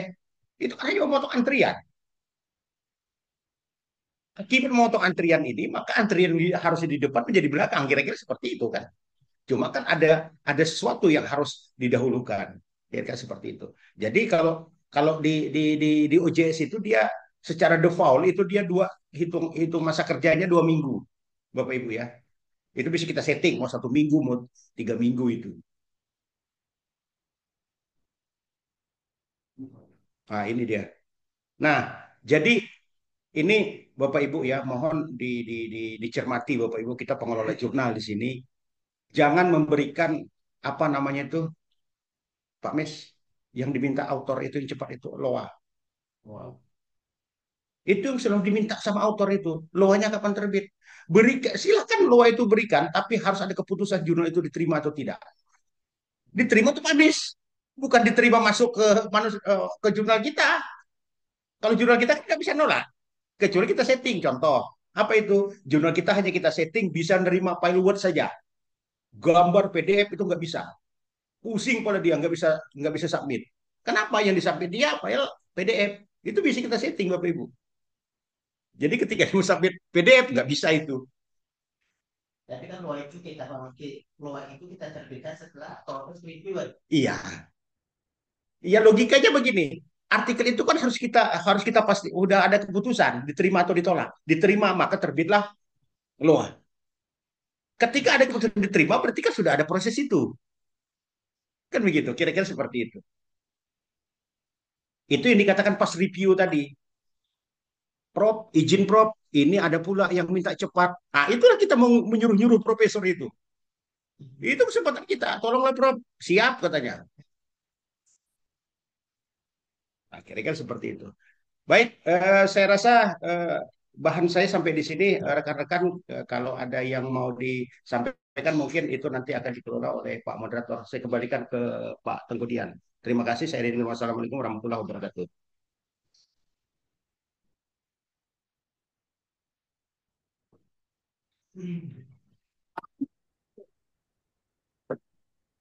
Baik, terima kasih kepada narasumber kita, Bapak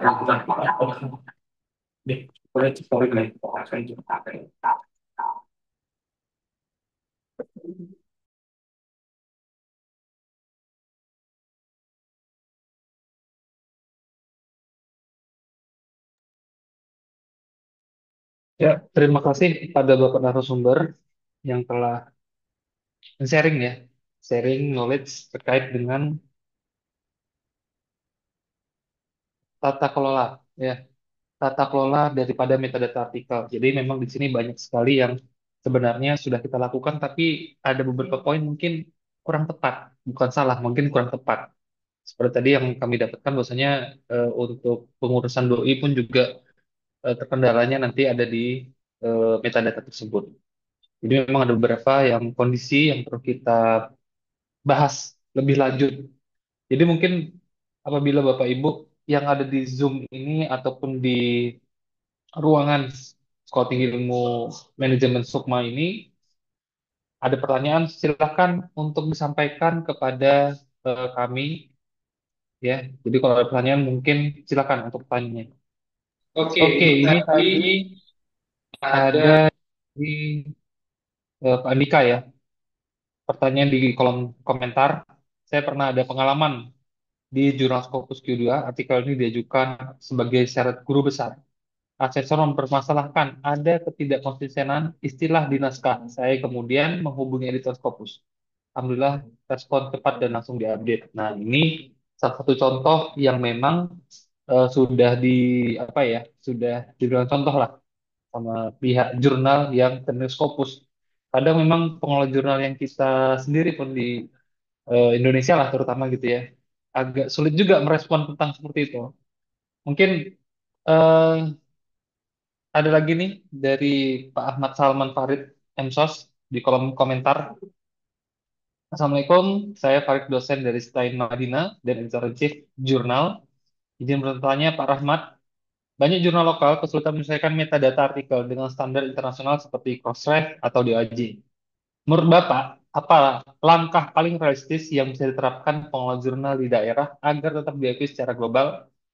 Lalu, apakah ada tools atau teknologi tertentu yang bisa membantu otomatisasi tata kelola metadata artikel sehingga meminimalisir human error sekaligus menghemat waktu bagi interjurnal? Ini sepertinya menggunakan teknologi AI. Mungkin Pak Rahmat bisa membalas ini. Silakan Pak Rahmat. Ya, dari Madinah Pak Rahmat. Oke, baik. Terima kasih Pak Ahmad Salman ya.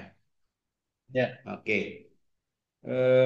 Tadi pertanyaannya lokal kesesuaian metadata artikel dengan metadata. Oke. Jadi kalau kesulitannya adalah menyesuaikan metadata dengan standar internasional, memang mau tidak mau Bapak Ibu, suka tidak suka kita harus mengikut kiblatnya mereka. Jurnal, jurnal banyak, tapi setiap jurnal secara spesifik itu memiliki aturan tersendiri.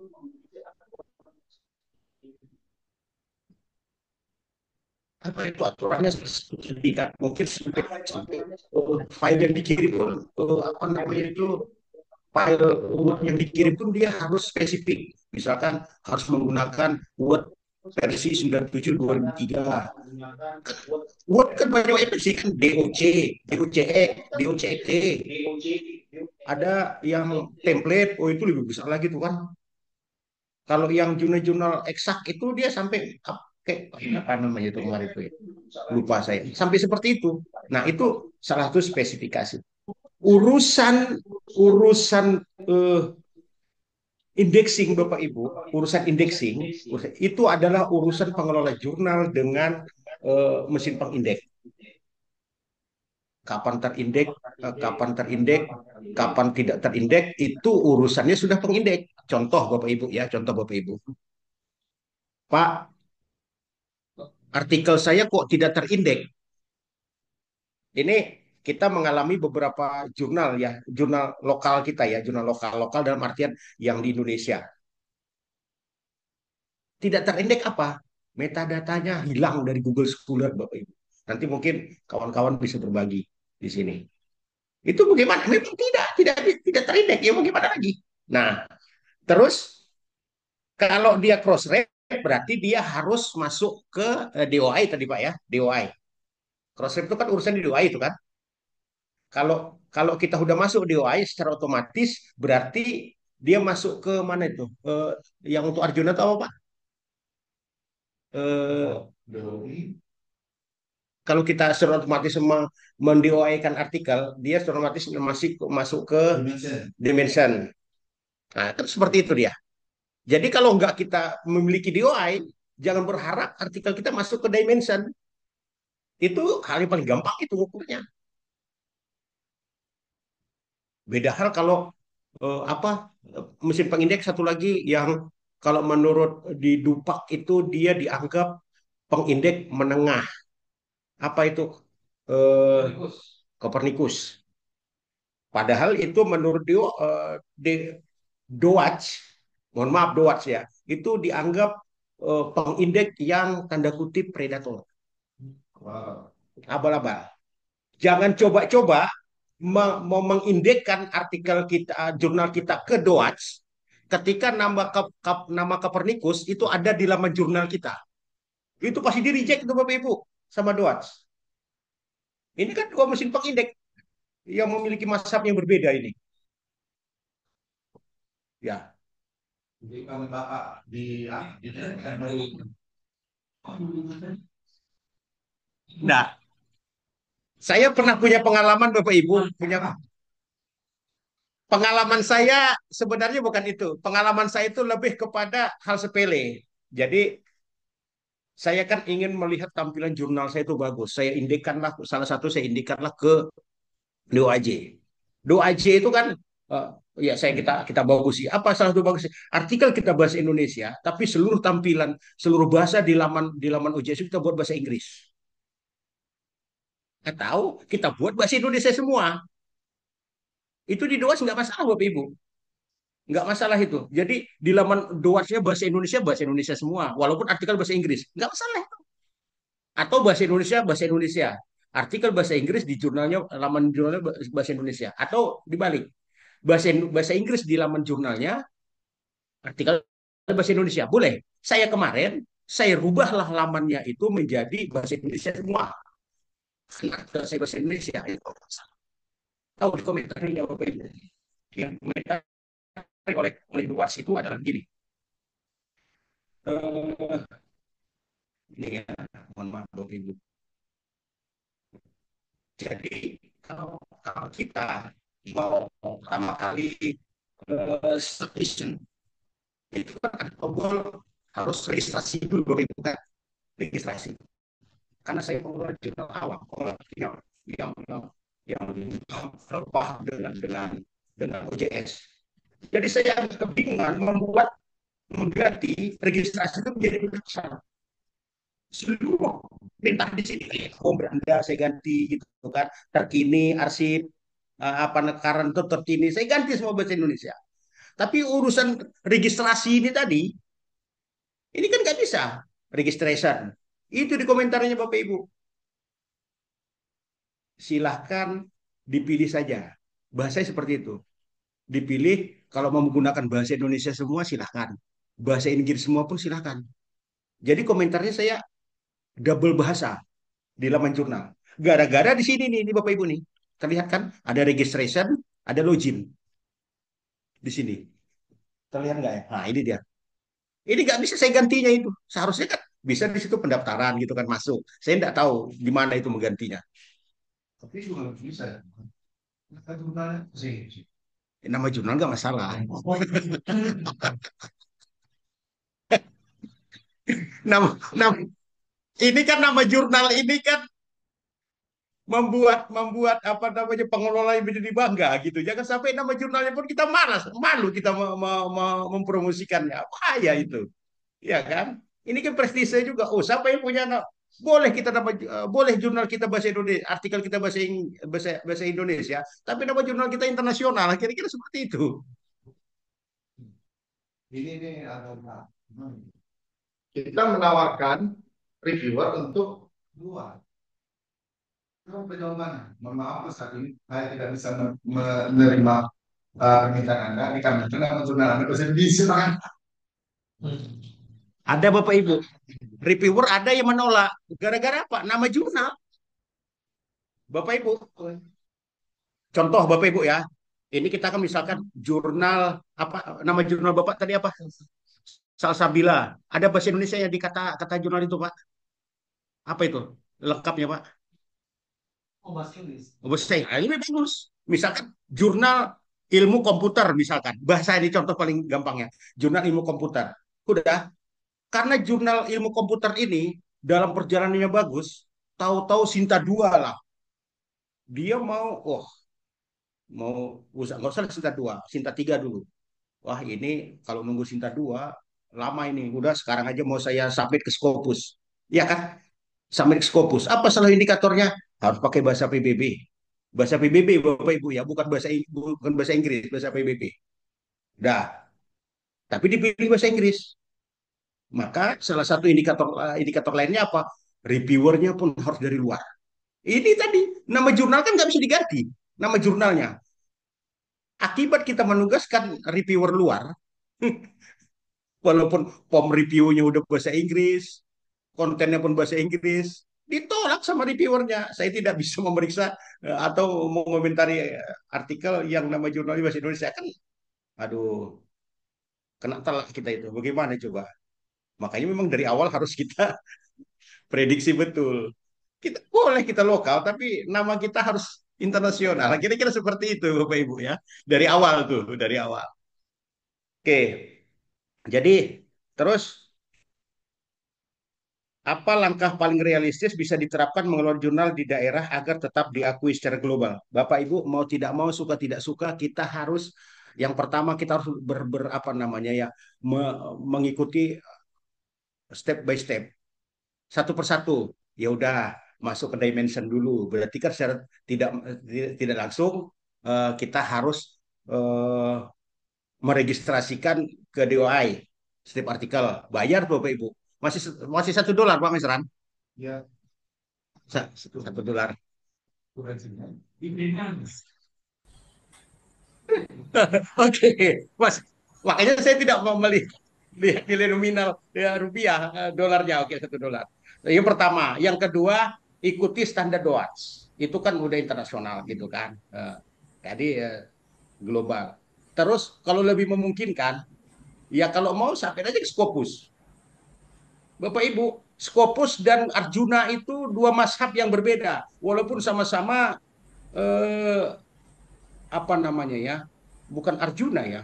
Arjuna itu yang mengelola masalah apa namanya masalah akreditasi, tapi indexing itu kan Google Scholar, Dimension, Scopus itu mesin pengindeks gitu. Ada jurnal masih Sinta 4, tapi ada Scopus dia, Sinta 5 bahkan. Nah, ya ada teman pengelola jurnal pengurus RJI juga ya itu kita luar biasa itu. Sinta 4 sudah Scopus gitu kan, pengabdian masyarakat lagi di Scopus nggak peduli dia mau jurnal apa mau pengabdian masyarakat mana peduli dia. Nah eh maka ikuti kalau kita mau ke Scopus ikutilah kiblat Scopus itu kan ada tahapan-tahapannya gitu. Betapa senangnya pengelola jurnal ketika udah dinyatakan aksen gitu, diterima. Oh, artinya apa? Secara global diakui. Itulah indikator minimal gitu. Ya, secara global diakui.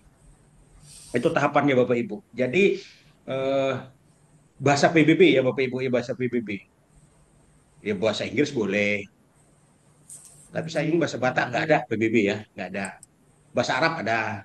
Nah, kan? Boleh seperti itu. Saya kemarin pernah menjadi panelis tamu di Universitas kalau tidak salah Muhammadiyah Sidoarjo. Ya kan, mereka melaksanakan konferensi internasional. Saya disuruh masuk ke dalam salah satu room. Minimal saya harus 3 artikel yang saya review di situ, saya komentari. Rupanya saya salah masuk ruangan bahasa Arab semua di situ artikelnya. Mau tidak mau kan harus menggunakan tools lain. Nah, itu kan tantangan juga bagi kita kan. Karena mereka menggunakan itu gitu. Dan Scopus kan nggak menolak itu karena itu termasuk dalam bahasa PBB gitu. Oke, saya rasa itu Pak Ahmad Salman Farid mungkin itu ya. Yang terakhir Pak Salman, Pak Salman eh, apa namanya itu continue ya, istiqomah menjalankan amanah untuk mengelola jurnal tetap semangat. Itu semangat itu yang tidak bisa dibayar dengan apapun, ya. Jadi tetap semangat mengelola jurnal, Bapak Ibu, Pak Salman, tidak Bapak saja di pengelola jurnal yang lain pun tetap mengalami itu. Makanya kita mengadakan event ini. Apa namanya? Silakan bertanya langsung di beberapa grup yang Bapak Bapak ikuti. Enggak usah malu kita bertanya. Kadang-kadang di grup yang antah berantah ada yang bertanya di situ ya kita punya kemampuan untuk menjawab silahkan jawab saja gitu masalah indexing ini. Saya rasa itu ada lagi Pak Dian? Ada Pak, tadi Pak Sarizal sepertinya raise hand. Mungkin Pak Sarizal, silakan Pak Sarizal. Oke Pak, Dari terima kasih. Yang saya tanyakan ini tentang metadata Pak. Tadi ada di artikel materi Bapak. Mungkin bisa Bapak tolong Bapak bukakan dari metadata yang di artikel Pak. Yang ini? Iya benar Pak. Nah, Oke, baik. Penulisan nama Pak di situ. Ada beberapa artikel yang penulisnya itu berurut ya. Contoh penulis satu, penulis dua, penulis tiga, dan penulis empat. oke. Oke. Dan ada satu lagi menuliskan berdasarkan asal Afiliasi. afiliasi Oke. atau asal prodi. Mm-mm. Nah, namanya prodi A dalam satu institusi, penulis satu, habis itu dari prodi B, penulis dua. Habis itu ada penulis dua. Kalau ada tiga dari institusi yang dari prodi yang sama, berarti dia semuanya satu gitu. Mm-mm. Sebenarnya yang baik itu yang bagaimana Pak? Apakah nama itu kita urutkan penulis 1, 2, 3, 4, 5? Apakah berdasarkan asal prodi atau asal afiliasi? Seperti itu Pak. Terima kasih. Oke, baik. Terima kasih Pak Sarijal atas pertanyaannya. Ini kan sebenarnya kan tergantung dari layout ataupun metadata di masing-masing jurnal, ya kan? Ada yang dia ke samping. Ke samping itu adalah penulis satu, koma penulis dua, koma penulis tiga. Ada yang langsung ke bawah, penulis satu, koma afiliasi email. Ada penulis dua di bawahnya afiliasi email. Ada yang seperti itu. Nah, sepengetahuan saya, urusan indexing yang diindeks itu adalah laman jurnalnya dulu, laman jurnalnya. Kalau itu sudah tidak dapat dicarinya, terkadang error atau not found, OJS-nya bermasalah atau lagi apa namanya disable, apa disable namanya ya, disable 503 nggak bayar domain. Ya seperti itu kan ini jadi momok bagi pengelola jurnal. Terus yang sudah terindeks ini bagaimana ini? Kan gitu, sudah terindeks. Dia akan mengindeks langsung ke PDF, langsung PDF. Makanya ada beberapa jurnal itu yang mengelolanya itu kalau menurut saya yang dipertanyakan oleh Pak Sarijal ini sebenarnya mudah dalam mengelola metadata saja, mengelompokkan. Misalkan ada 5 penulis, satu sampai 4 itu berada di afiliasi yang sama. Penulis kelima itu afiliasi afiliasi yang berbeda. Dah, terus nomor urutnya ada berapa? Itu pertanyaannya. Nomor urutnya berapa? Nomor urutnya ada dua.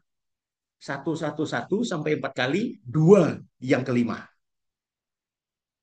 Karena apa? Satu itu berarti afiliasi nomor satu. Itu kalau afiliasinya hanya misalkan berada dalam satu perguruan tinggi. Bagaimana satu perguruan tinggi dia menuliskan nama prodi di prodi yang berbeda pula lagi. Prodi A Politeknik Cendana, prodi B Politeknik Cendana. Lima penulis semuanya dari Politeknik Cendana. Tapi di lima prodi yang berbeda. Mau tidak mau, suka tidak suka harus satu, dua, tiga, empat, lima. Karena memang dia menunjukkan afiliasi yang berbeda.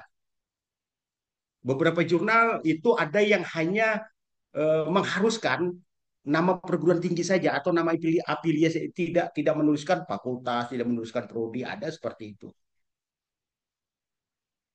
Jadi itu tergantung tergantung dari pengelola jurnal. Saya rasa itu Pak Dian. Terima kasih tadi Pak, luar biasa untuk ini ada juga nih kita bahas juga. Apakah reviewer wajib dua orang Pak? Bisa lebih atau bisa kurang atau Oke, gimana? terima kasih Pak siapa itu? Jenrianto Sagala. Jerianto Sagala. Jerianto Sagala. Ada juga Oke. pertanyaan yang sama dari Jenrianto Pak Jenrianto Sagala juga. Bagaimana caranya Pak agar jurnal yang Sinta 405 terindeks sama Scopus? Kalau misalnya ini mungkin bisa mendaftar di Panji nanti mungkin dari RJI punya solusinya nih. Oke, Bapak Ibu, sini terlihat. Nah, Bapak Ibu tadi baiknya itu berapa? Kalau saya ditanya, baik itu ada berapa jumlah jumlah reviewer? Tergantung kita pengelola jurnal, Bapak Ibu. Kebutuhan kita untuk apa jurnal itu? Kalau untuk di Arjuna, mindsetnya atau asumsi saya menyatakan semakin banyak yang mereview artikel itu, maka dinilai semakin semakin selektif itu artikel. Mindset saya. Maka banyak-banyaklah eh, apa namanya artikel, banyak-banyaklah reviewer. Ini seperti ini contoh Bapak Ibu ya. Ini kalau 2/2 ini artinya masing-masing reviewer sudah menyelesaikan perannya. Ada ini 0/1, artinya apa? Reviewernya cuma satu dan belum menyelesaikan. Kalau 2/2 artinya reviewernya dua dan dua-dua sudah menyelesaikan. Bagusnya apakah boleh? Tadi pertanyaannya adalah apakah wajib dua? Tidak, tergantung kebutuhan Bapak Ibu. Tapi harus ada reviewer, harus ada artikel itu harus di review. Jangan sampai nanti baru sampai langsung accept. Jadi ada proses yang terpotong di situ, ya, karena Arjuna itu menilai aktivitas dari perjalanan artikel itu. Terus bagaimana caranya Pak agar jurnal yang Sinta 4 atau Sinta terindeks Scopus? Aduh, Bapak Ibu, ini mau tidak mau, suka tidak suka, kita memang harus melihat eh, syarat di Scopus itu. Ada Bapak Ibu? Ya, ada. Silakan aja. Eh, saya tidak tahu kemarin. Kalau tidak salah itu baru-baru ini ada jurnal yang kalau tidak salah multidisiplin Pak ya, kemarin itu ya. Yang Ya. Bapak bilang, multidisiplin itu Bapak Ibu terindeks Scopus. Saya tidak tahu itu bisa kejadian seperti itu. Tapi intinya kita harus akui itu dia terindeks. Masalah nanti 2 bulan, 3 bulan, tahun depan itu diskusi ini lain cerita itu. Tapi itu terindeks. Nah, boleh kita berguru sama dia nanti, ya kan? Tuh. Terus eh, ada lagi Pak Dian. Ada Pak. Ini dari Pak Edi Lagu Saputra menanyakan, perkenalkan, Assalamualaikum warahmatullahi wabarakatuh. Bapak, perkenalkan, nama saya Edi Lagu Saputra dari Universitas Sumatera Barat. Izin bertanya Bapak, bagaimana menurut Bapak jika penulis yang publish pada jurnal mayoritas dari LDS sama? Dan apa dampaknya terhadap kemajuan jurnal? Silakan Pak. Pak Edri Agus Saputra. Baik, standar kita adalah standar standar Dupak dulu ya, standar Pak. Pak kita itu yang terakhir adalah eh, Kemendikti-Saintek 63 tahun 2025. Apa, Pak? Jadi eh, Apa lagi? Bisa apa ya? Undang-undang dia tuh jurnal jurnal nasional Salah. itu, jurnal nasional itu minimal dua, edit dua dua afiliasi yang berbeda di editorial editorial board atau editorial team, atau dan satu setiap isu itu minimal dua dua afiliasi yang berbeda. Itu standar minimal. Standarnya bisa bisa bisa lokal, Bapak Ibu. Standar bisa lokal, tapi isinya internasional. Apa itu? Oh, jurnalnya Sinta 4, Sinta 3, Sinta 5, tapi ada penulis dari asing kita letak situ. Itu saya katakan jurnalnya lokal, nasional, tapi penulisnya internasional. Hanya tinggal menambah afiliasi, karena syarat Dupak internasional itu udah terpenuhi dia dari satu sisi, dari sisi per isu. Satu isu itu untuk internasional, penulis itu minimal dua negara yang berbeda. Indonesia dan misalkan Malaysia, Indonesia. Jangan pula Indonesia nggak diakui. Tertulis di situ Malaysia dan Indonesia. Di komen sama reviewernya, per isu hanya ada satu negara katanya, berarti Indonesia nggak diakui. Kan kira-kira seperti itu kan. Nah, oke, berarti kalau yang internasional untuk editorialnya empat negara Bapak Ibu. Jadi untuk mengakui salah satu indikator internasional itu editorialnya harus empat negara. Ditambah tadi isunya tadi, per isu artikelnya dua negara. Tambah syarat lagi apa? Menggunakan bahasa PBB. Jadi terkadang kawan-kawan ini keliru. Kelirunya apa? Jurnal terindeks Copernicus katanya. Internasionalnya tinggal. Sarukan ya, internasional Copernicus. Jadi kita urutan membacanya. Jadi jurnal internasionalnya dulu harus kita baca. Internasional kriterianya apa? Copernicus. Jadi internasional itu bahasa PBB, kemudian minimal empat negara editorial, minimal dua negara per isu. Itu dia. Makanya terkadang ada jurnal itu yang di dalam, saya contoh ini dulu ya, saya contoh. Maaf izin misalnya, saya contoh ini. Jadi ada dia di dalam WCS-nya itu langsung tertulis nama nama nama autor sama afiliasi tertulis. Jadi situ kalau bayangkan kalau misalkan, oh, apa namanya, afiliasi itu biasanya kan Politeknik Cendana Indonesia Malaysia. Ah, kayak gitu. Dia langsung tertulis. Nih Bapak Ibu nih. Ini contoh. Ini kan seperti ini kan tertulisnya afiliasinya. Ini memudahkan penulis gitu. Sorry, penilai. Oh, iya ya, udah dua negara ini kira-kira seperti ini. dan di deskripsi atas wajib ditulis kalau mau menggunakan penilaian juga. Ya, Di atasnya itu kan lagi ke atas kan. Nah, di situ kan tuh ada volume 6 nomor satu dulu. Di bawah itu harusnya ada deskripsinya. iya. Iya. Di sini tertulis isu ini, alhamdulillah pada isu ini, volume sekian isu ini, eh, eh, negara, sumbangan artikel dari beberapa negara. Sebutin itu. Itu saya katakan, beberapa indikator, editor mumpuni itu kan salah satunya itu. Jadi setiap setiap setiap informasi yang tersembunyi itu dikeluarkan di situ. Sampai sejarah jurnal, histori jurnal itu kan perlu itu Bapak Ibu. Salah satu histori jurnal itu merubah template. Itu histori nggak?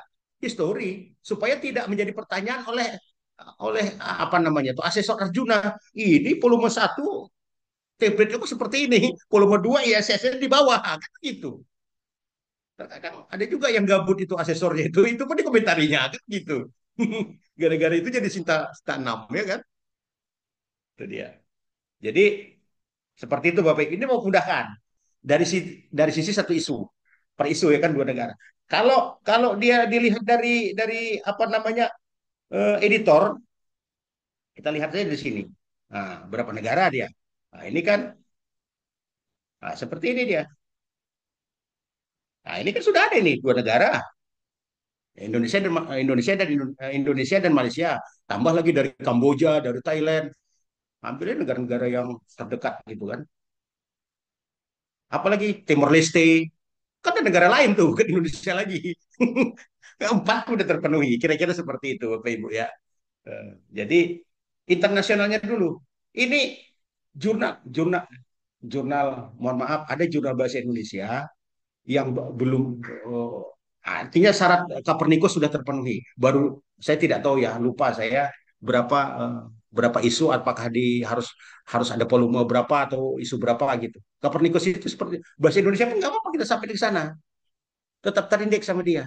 Tapi kan tidak internasional lagi karena bahasa Indonesia tidak termasuk ke dalam bahasa PBB, kan bukan internasional. Yang dibacanya terindeks Copernicus. Betul, jurnal yang baru dibangun pun terindeks Copernicus. Tapi secara internasional tidak diakui. Kenapa? Syaratnya tidak memenuhi. BKD BKD beban kerja dosen, aturan beban kerja dosen dengan aturan apa penilaian angka kredit itu hampir sama itu, Bapak Ibu. Urusan urusan tadi 4 negara, 2 negara itu sama itu, Bapak Ibu. Baik, ada lagi Pak Dian? Saya rasa itu. Ada yang tambahin, Pak? Oh, sedikit lagi Pak Dian. Tadi bagaimana kalau jurnalnya satu Ada satu yang mau satu ditambahin, Pak? afiliasi saja? Jadi aku, Ya, silakan, silakan. eh, saya sarankan itu hanya berlaku untuk isu pertama. Isu pertama itu untuk mendaftarkan ISSN. Isu kedua harus dua afiliasi yang berbeda. Makanya tidak disarankan misalkan ini tim Sukma, itu penulis dari tim Sukma semua nggak disarankan. Bahkan saya sama editornya saya bilang, kalau bisa tolak aja dari tim Sukma atau punya porsi lah. Berapa satu satu isu itu 10 artikel, udah dua aja kasih, sisa aja dari luar. Begitu. Jangan jangan semua dari sini kan. Nah, jeruk makan jeruk kan begitu kan, Pak ya. Nah, gitu. Untuk ya itu tadi dua dua dua dua dari bawah, dua dari dalam. Saya rasa itu Pak Edri Agus. Semangat Pak. Semangat Pak. Bagus, udah. Baik, Pak Direktus, atas pemaparan daripada narasumber kita, Pak Rahmat. Jadi, bahwasanya kita itu publish jurnalnya harus banyak mayoritas dari luar, dari daerah kita sendiri atau dari aplikasi kita sendiri. Warnanya biar terlihat. Nah, oke, Bapak Ibu, apakah ada pertanyaan lagi sebelum kita mengakhiri karena kita sampai di pukul 12. Oh ya, silakan. Apa penyebab itu gagal lolos operasi jika ada aplikasi. Kemudian yang kedua terkadang merumuskan kreditor sebagai pengambil bahan masa. Terima kasih. Oke, baik. Yang kedua tadi ada. Yang pertama, apa penyebab jurnal itu gagal desevaluasi ya, tidak lolos? Gagal pertama yang sering terjadi itu pengakuan kawan-kawan adalah kita tidak bisa memprediksi asesor itu memeriksa kapan. Itu yang pertama. Yang sering terjadi itu adalah kalau saya kemarin kebetulan saya pernah itu di WA diteruskan, kebetulan kan nomor telepon saya cantumkan di situ di editorial. Saya cantumkan di kontak situ kan. Di WA itu sama sama yang aku dari Arjuna. Mohon maaf Pak, itu webnya tidak bisa diakses. Asesor sedang menilai. Itu baik betul itu. Hah? Nasabah prioritas. Nah, jadi itu betul-betul baik. Saya doakan sehat teruslah orang itu. Kan begitu kan? Jadi di WA, oh betul ini bagus ini. Betul Pak, tidak bisa diakses. Atau tidak bisa diakses, belum bayar. Oh, atau ini cuma ini di WA. Ini beresinnya. Belum bayar berarti kan urusannya kan urusan ke kampus Bapak Ibu ya. Kalau nyatu dengan domain kampus tadi. Makanya kalau udah urusan domain kampus, udah hubungilah yang pengelola Cipanel. Aduh, urusannya udah panjang itu. Jadi kita kalau ditawari sama pimpinan kita untuk ngelola jurnal, Jadi kita punya bargaining. Bapak Ibu, saya mau jadi pengelola jurnal, tapi syaratnya apa? Jurnal ini harus punya domain sendiri, jangan menyatu dengan kampus. Itu harus seperti itu. Walaupun namanya misalkan Unimed Asia ID pertama itu domain pertama.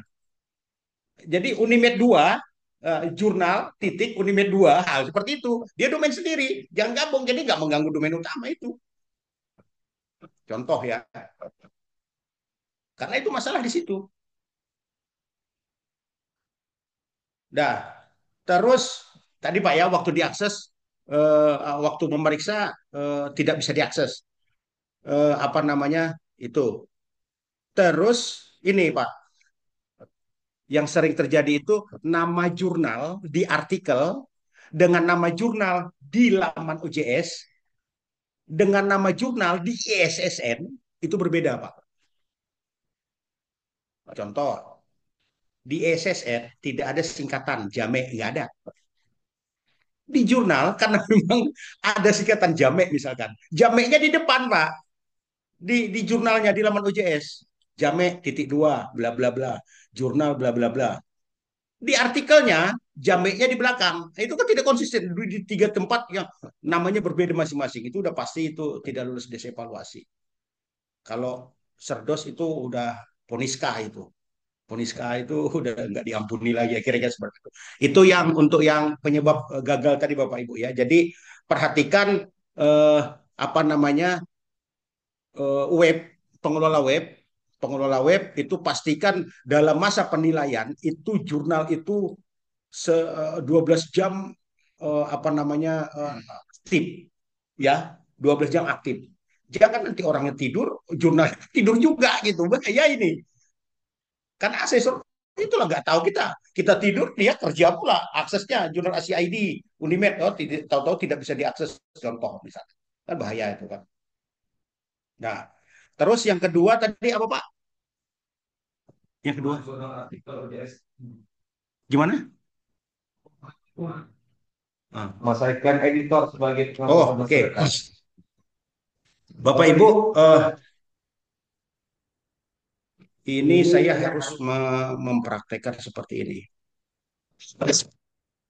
Jadi kalau misalkan kita mau mengklaim jurnal, sudah mengklaim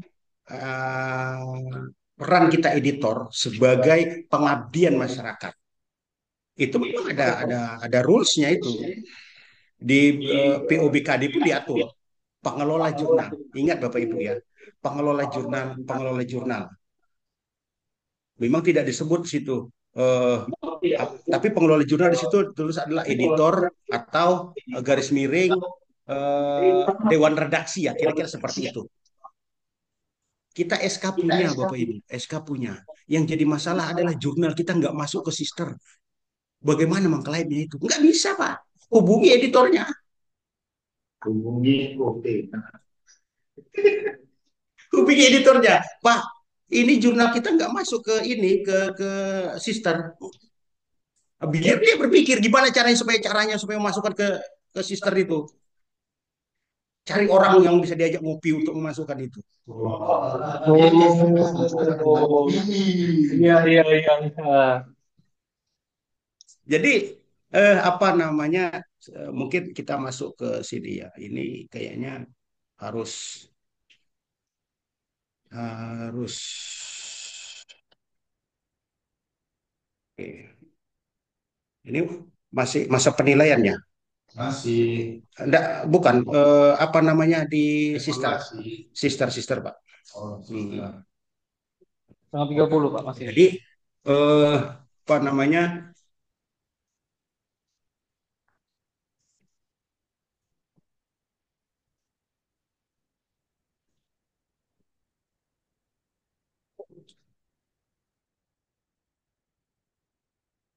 Nih Pak, pengabdian Pak. Di sini Pak. Kalau di sister, di sini pengabdian. Mohon maaf, izin Pak. Bapak di bawah Kemenak atau Kemenak udah ngisi sister? Setahu saya udah. Oke. Kalau sister ini Pak dia Pak. Ah, ini di sini ada pengelola jurnal Pak menunya. Oh, oke, pengelola jurnal. Nah, pengelola jurnal ini dia nih Pak. Tambahkan saja. Nih, tambahkan. Pengabdian masyarakat berperan aktif dan pengelola jurnal ilmiah sebagai editor jurnal internasional Kita nggak usah lah Pak, nasional saja. Dulu pertama kali itu muncul rumor apa? Yang masuk di sini adalah jurnal yang sudah terakreditasi saja. Belakangan jurnal terakreditasi itu banyak. Kita tanya itu pengelola sister, ini apa ini kok nggak masuk masuk? Udah 2 tahun terakreditasi, kok nggak masuk masuk? Terakhir keluar statement antara Sinta dan sister itu tidak nyatu database-nya, jadi nggak bisa ditarik. Jadi referensinya tidak Sinta lagi ini sekarang. Nah, tanyalah sama editornya Pak. Nah, terus sebagai editor jurnal nasional, maka pilihlah nama nama ini. Contoh, nama jurnal Bapak apa? Sal, hah? Basio. B A SIHRAH. S Hi gini, nggak ada Pak, Belum. belum. Editornya suruh suruh apa? Kalau nggak ajak ngopi Pak Mesran tuh nanti.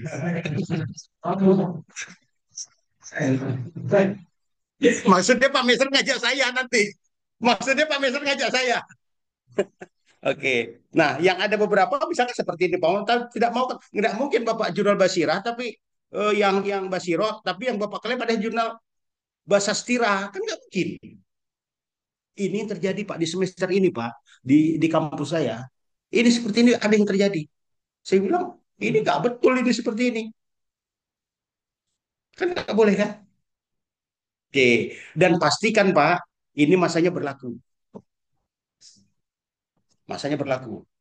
Dah, ini Pak saya tunjukkan nih. Ini Pak tengok nih ha. 2024. Di sini saya udah resign Pak dari sini. Udah resign dari sini Pak. Editor masa berlaku sampai 2024 kan Pak. Ada. Tapi di sini masih berlaku Pak. Bisa. Di, iya artinya masih berlaku.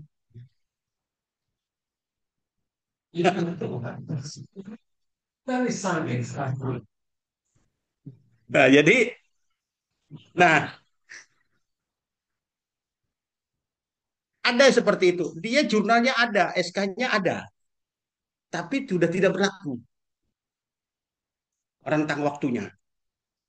Kan seperti itu. Jadi kalau kita mau dikasih SK, tanya, ini SK-nya kapan ini? Kita disuruh meriksa sekarang, tapi SK-nya 2 tahun kemarin dibuat. Untuk apa? Kita tanya dulu sama editornya, betul nggak itu? Jadi itu pastikan. Ini contoh kalau misalkan seperti ini Bapak Ibu tadi ya. Tadi karena ditanya, eh,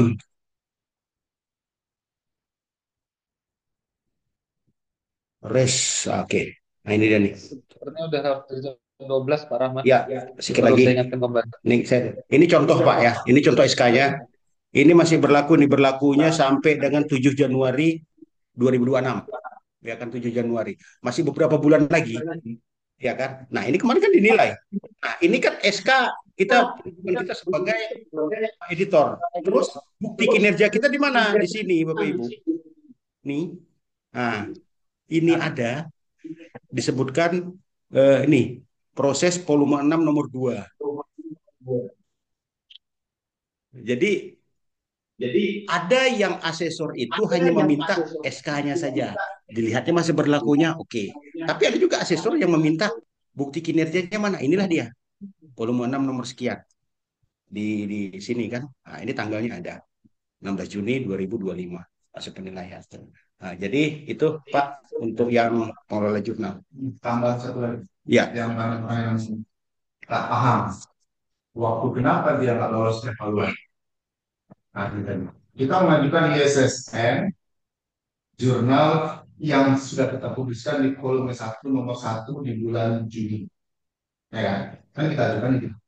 Tahu nggak ISSN ini bisa sebulan, bisa 2 bulan, bisa 3 bulan. Sampai isu berikutnya muncul Pak ya.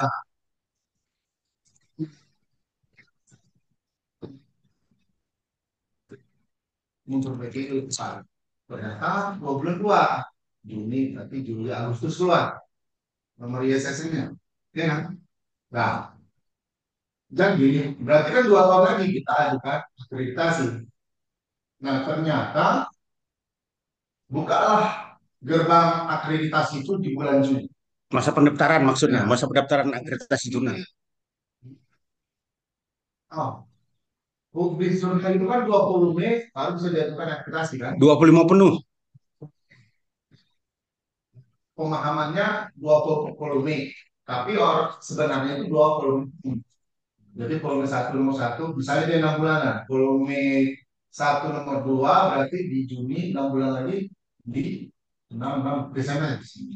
Nah, volume 2 nomor 1 Juni lagi, ya kan? Volume 2 nomor 2 Desember lagi. Berarti kan 2 tahun kan? Nah, kita berpikir udah Januari nih, ya kan? Kita ajukan ininya, akreditasinya. Ternyata ditolak. Kenapa? Belum memenuhi 2 tahun. 2 tahun yang maksud bukan volume penuh. Nah, itu dia. Karena isunya kurang tadi ya. Tapi itu sebenarnya adalah ISSN tanggal berapa keluar, di situ bulan yang dapat diajukan. 2 tahun ini kita patokan juga. Nah, tanggal ISSN-nya. Jadi kalau kita pikir 2 tahun lagi di Juni, oh ini udah 2 tahun jadi lagi ini. ISSN sudah di situ belum 2 tahun. Walaupun volumenya udah pas di Juni itu. Nah, itu banyak orang yang nggak paham menghitungnya kita. Oh, dia pikir oh, udah volume, udah 2 tahun kita udah penuh volume kita. Nah, itu tadi. Ajukan ternyata ditolak. Itu ditolak langsung. Volumenya tidak cukup umum. Nah, gimana kenapa? 2 tahun yang dimaksud itu dari tanggal ISSN diterbitkan. Di bulan berapa itu aturannya? Ini Pak Dian kemarin yang di reject sama The Watch itu. Dos. Ini dia tadi ya. Oke lah, oke lah. Ini. Nah, mixed bahasa katanya. Berarti bahasanya tidak satu. Baik. Terima kasih Pak Mesran yang telah menambahkan jawaban, ya kan, untuk kita sebagai penambahan kesalahan dari sebagai pemrograman kita di masing-masing gimana yang kita kelola. Saya juga terima kasih sekali lagi kepada bahan sumber kita pada siang hari ini. Luar biasa. Dari pagi sampai dengan siang hari pertanyaannya sangat banyak dan kita bisa apa ya masukan. Sekali lagi di sini kita sebagai sharing session bukan memberikan pembelajaran, tapi sebagai session apabila lebih baik lagi kita akan kasihkan lebih bagus. Mungkin itu aja. Mungkin kita perlu untuk misalkan mau untuk diaktifkan seluruh kamera. Kan kalau yang ada di dalam ruangan mungkin bisa kita pakai foto ini ya. Tapi kalau yang ada di Zoom, mohon aktifkan seluruh kameranya biar nanti admin dapat meng-capture foto kita itu. Jadi belum semuanya ya. Ada dua.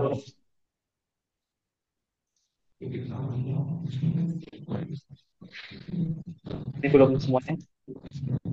Oke. Berikan senyum terbaik Bapak Ibu semuanya. Oke, 1, 2, oke, sudah. Di halaman berikutnya kita coba. Oke, 1, 2, 3. Baik, terima kasih. Dengan dialognya sama tadi, maka berakhir juga lah sharing session tata kelola metode dari pengurus daerah Sumatera Utara. Sekali lagi kami ucapkan terima kasih kepada pengurus untuk memberikan dan kegiatan pagi sampai dengan siang hari ini. Dan terima kasih juga kepada narasumber yang mengucapkan telah memberikan berbagi ilmu yang sangat berbagi peserta pada hari ini. Dan terima kasih juga kepada semua peserta yang hadir baik dari Zoom maupun dari lokasi STEM Sukma. berkaitan dengan tentang pemahaman tadi. Insya Allah kita akan ketemu di event sharing session berikutnya dari Perpus Daerah Sumatera Utara. Akhir kata, Assalamualaikum warahmatullahi wabarakatuh. Waalaikumsalam. Islam.